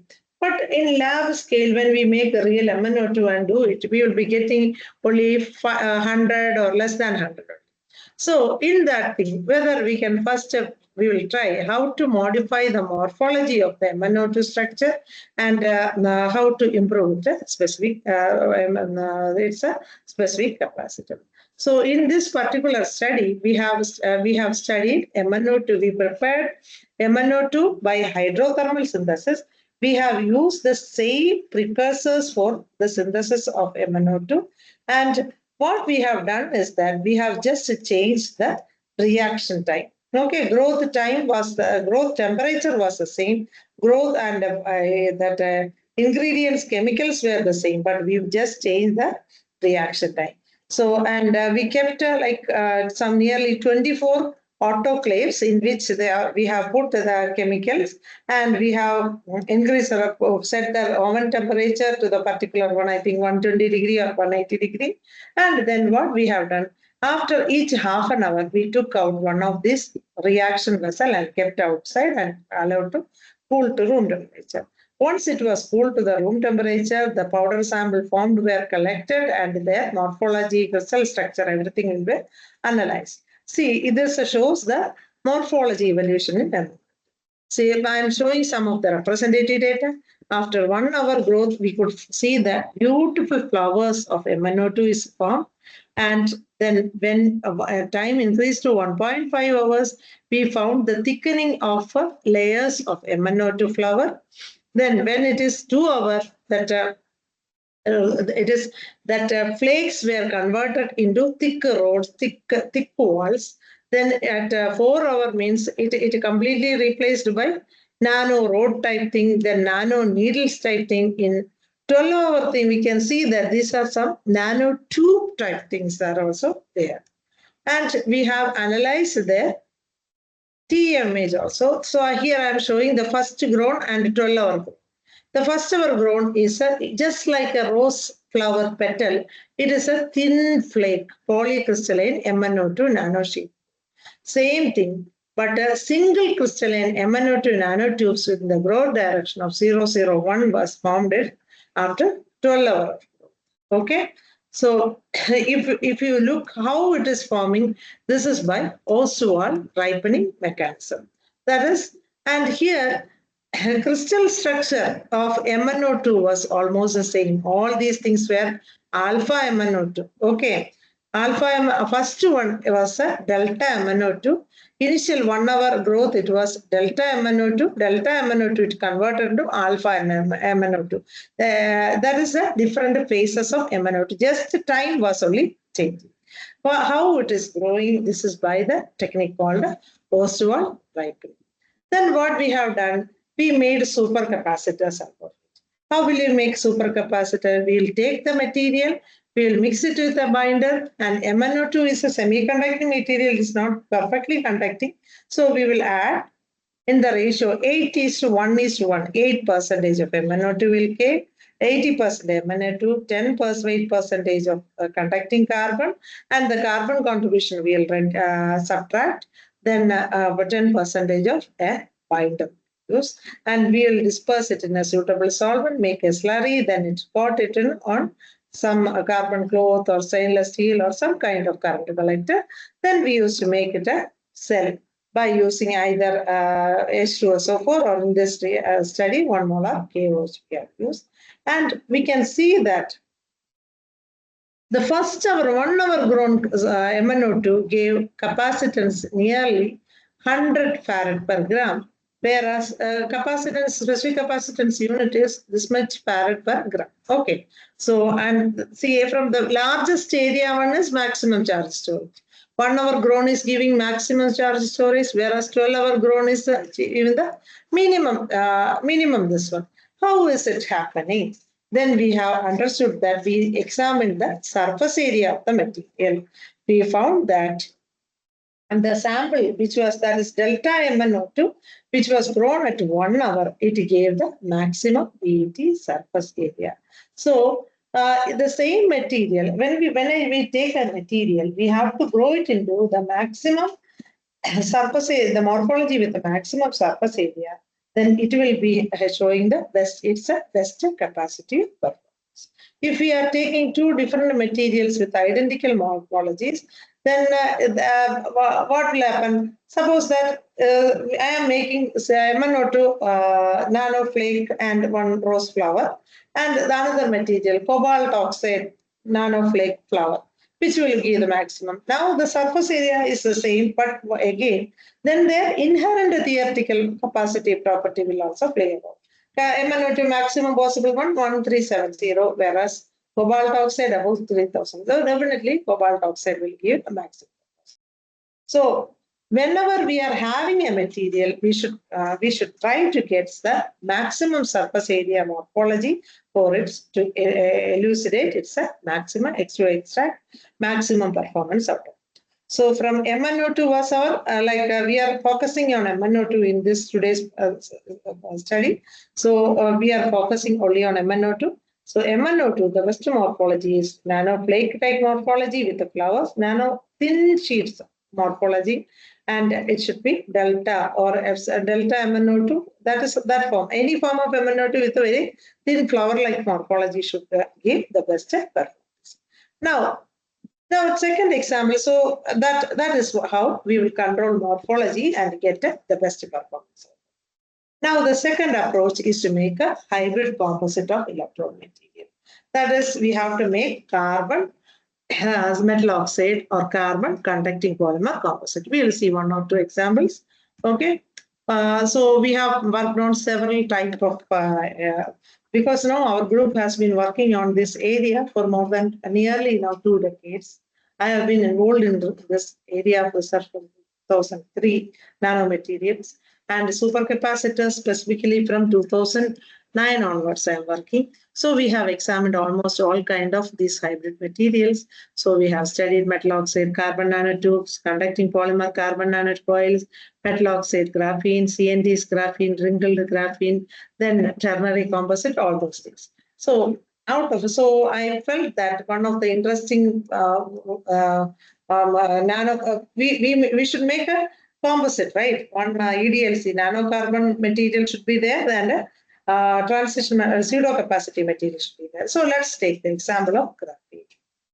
Graphene is where it's a very popular material. It is known as the 2D allotrope of carbon.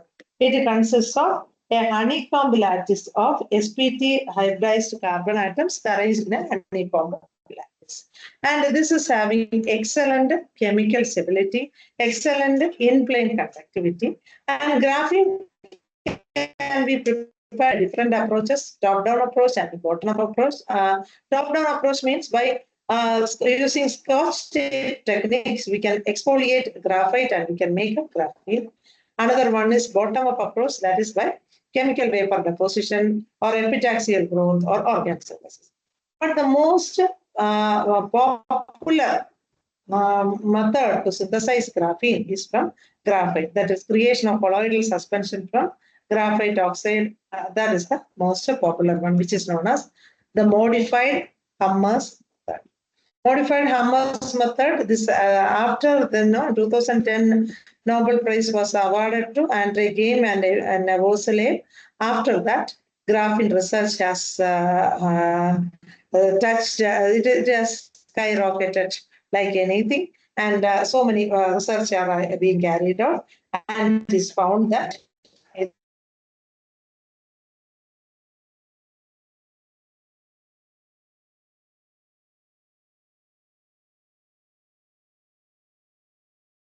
oxide. That is graphite, we will split and we will make it as a graphite oxide, then we will reduce it so that we will get a reduced graphene oxide.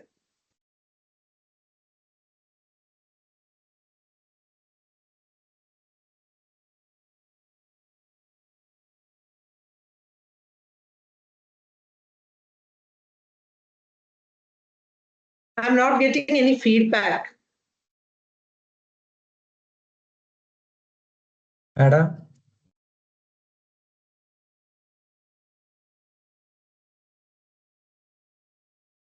Madam? Madam, can you hear?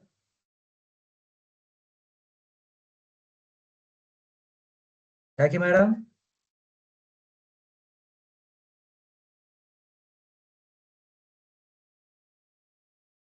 Jackie, madam? Hello, anybody can type whether I am audible or not? Madam, right now it is audible.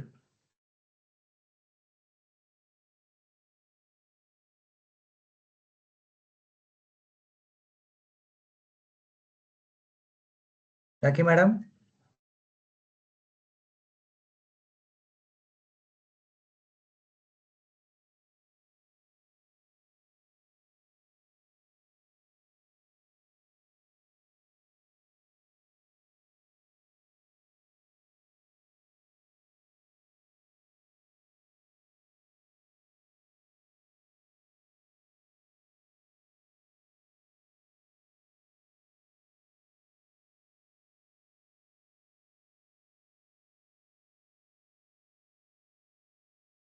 It seems madam is having some network issue. We can wait. Hello, I can hear you madam. actually. Okay, okay. Okay. So where did I lost the connection? Same slide. Hello, sir. Up to graphene, is it okay? Yes, madam. Okay. So this slide only, right? Yes, madam. Yes, madam. Okay. Actually, I'm not getting any feedback. That's why. Okay. Okay. Now, so where we are. Okay. So reduce graphene. So we are going to make a composite of graphene and metal oxide.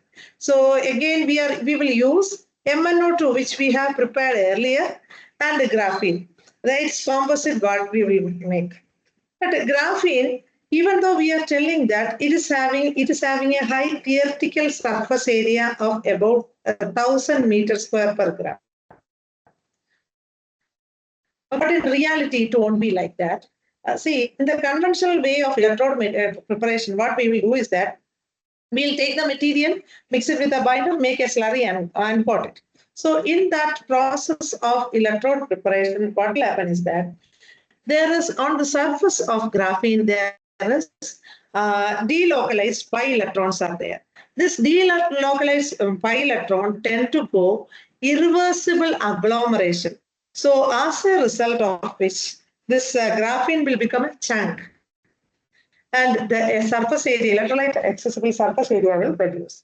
So in order to avoid that thing, we can use spacers or fillers between them so that each layer will not touch with each other. Okay.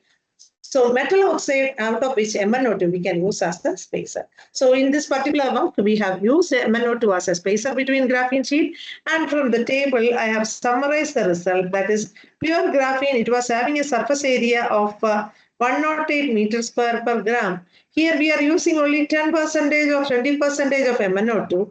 And when we use the other one, the surface area, this PET surface area is measured after making the electrode. Okay. So PET surface area has increased to 168 meters per gram.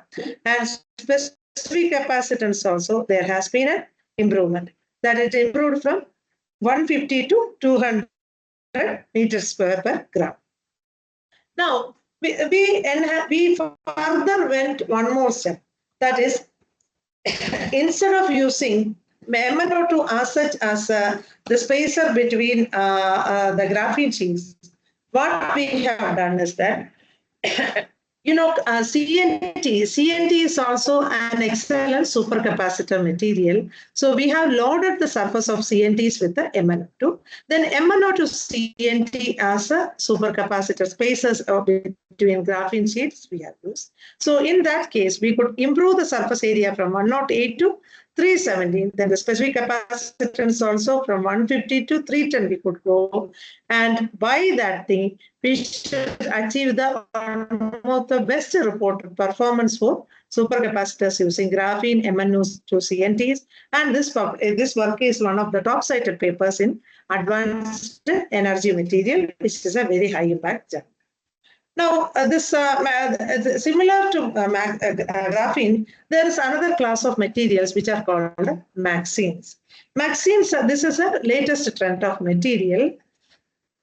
And these are developed from max fixes. The max fixes means ternary layered machinable transition metal carbides, nitrates, and carbonitrates, which are having layered hexagonal structure. By chemical etching, we can remove the A layer and we will get MXenes, which are known by the general formula MXene. That is,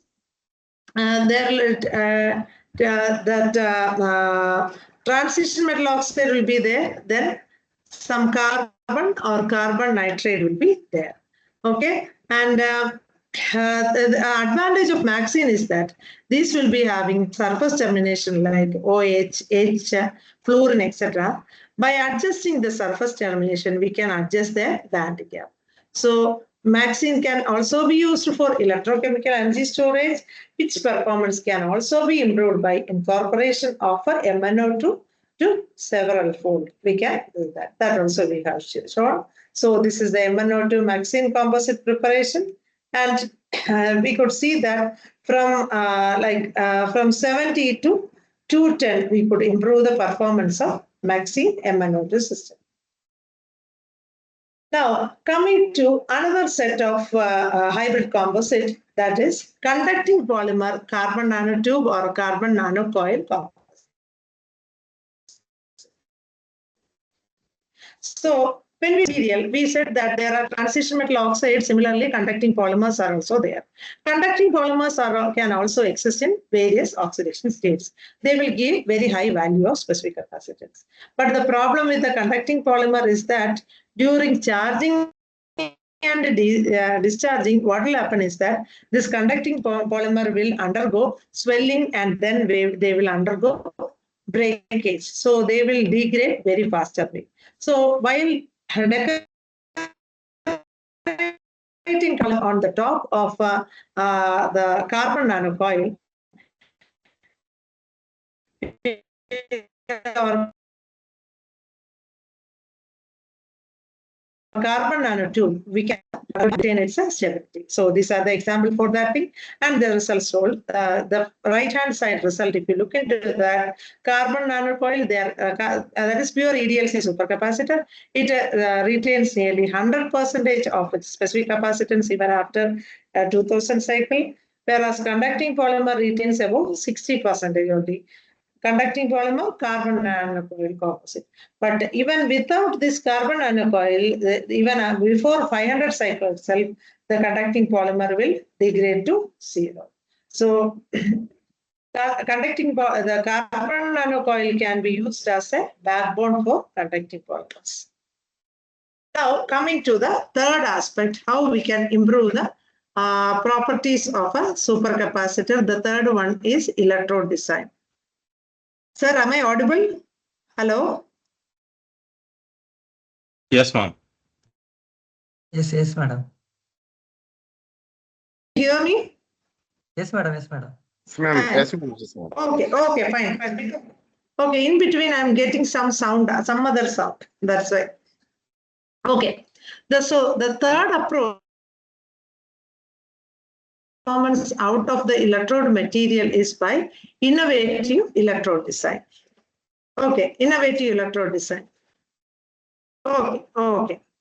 So here what we can do is that in so far in what I have shown, MnO2 we have just optimized to get the best morphology. Second one, we have mixed it with graphite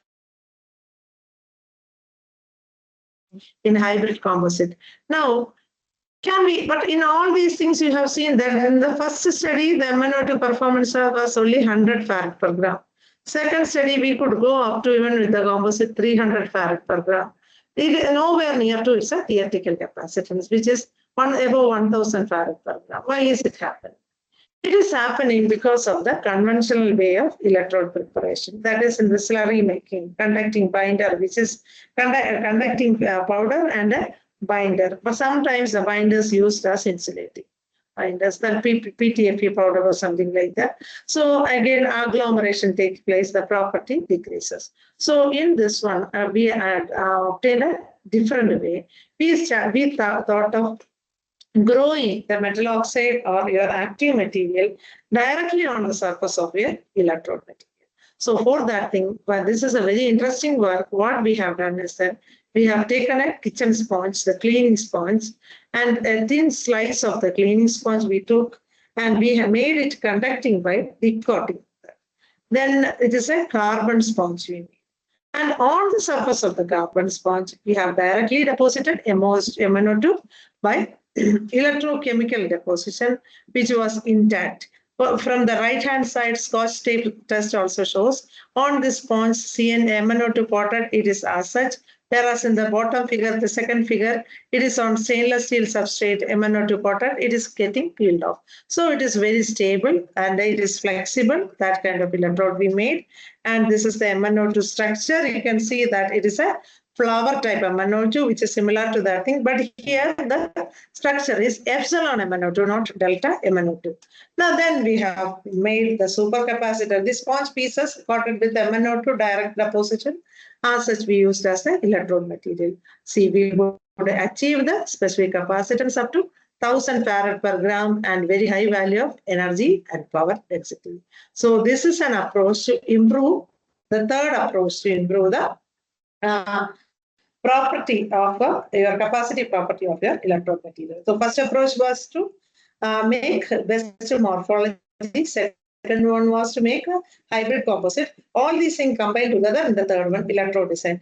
How these things are improved, that morphology, best morphology is there, hybrid composite is there, because carbon nanotube sponge substrate. Okay, we are making the sponge by dipping. And so on the surface of that thing, in avoiding the binder, we are directly depositing that thing so that each of the electrode material is having connection with its substrate. So better contact and better performance, better electrolyte accessibility, maximum.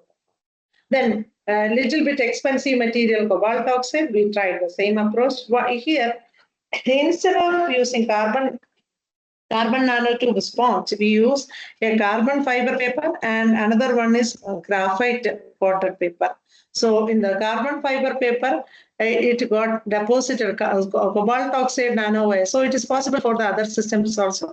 They have grown in brush type morphology, like the needles in brush type morphology, and the other one in cobalt oxide was grown into a planar substrate, grown into flower-like morphology. And here also you can see that it gave very high value of specific capacitance and a very good value of power density and energy density. You know, for batteries, lithium-ion batteries, energy density comes around 70 watt-hour per kilogram with this kind of material, because cobalt oxide is having high theoretical capacity, about 3,800 per.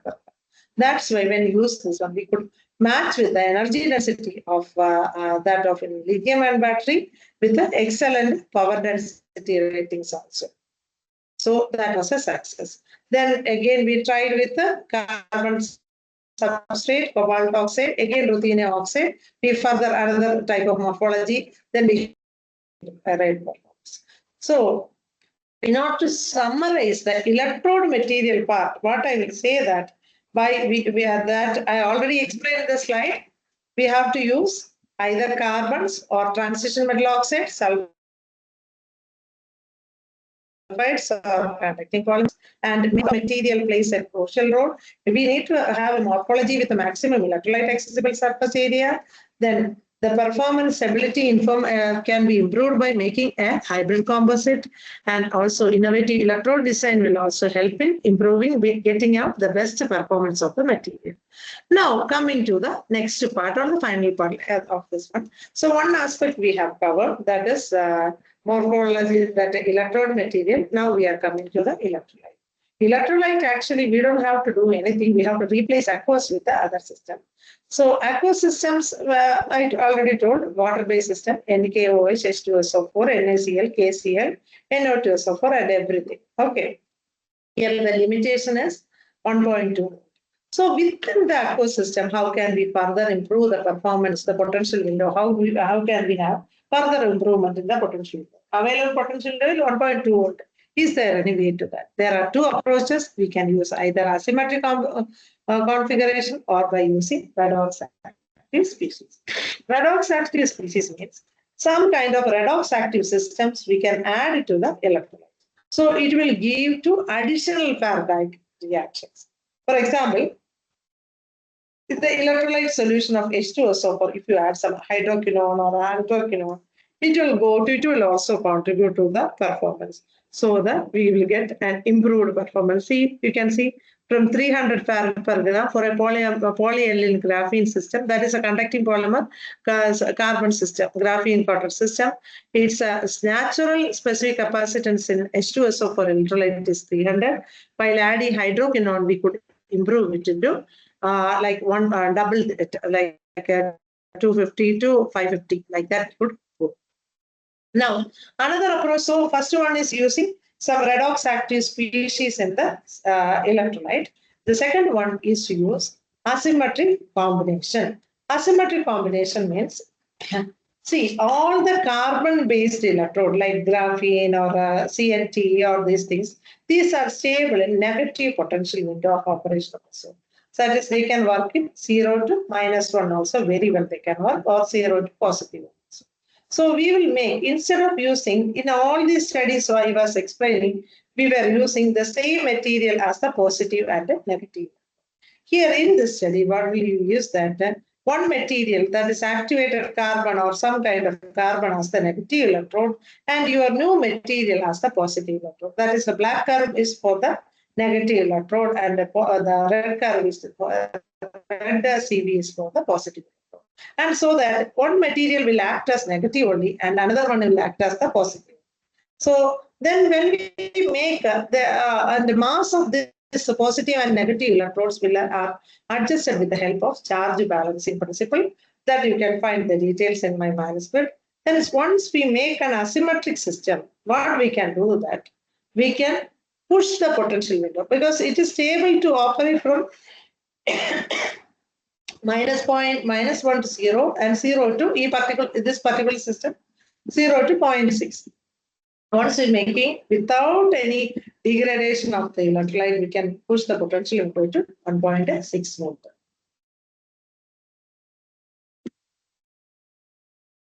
See, so from 0.6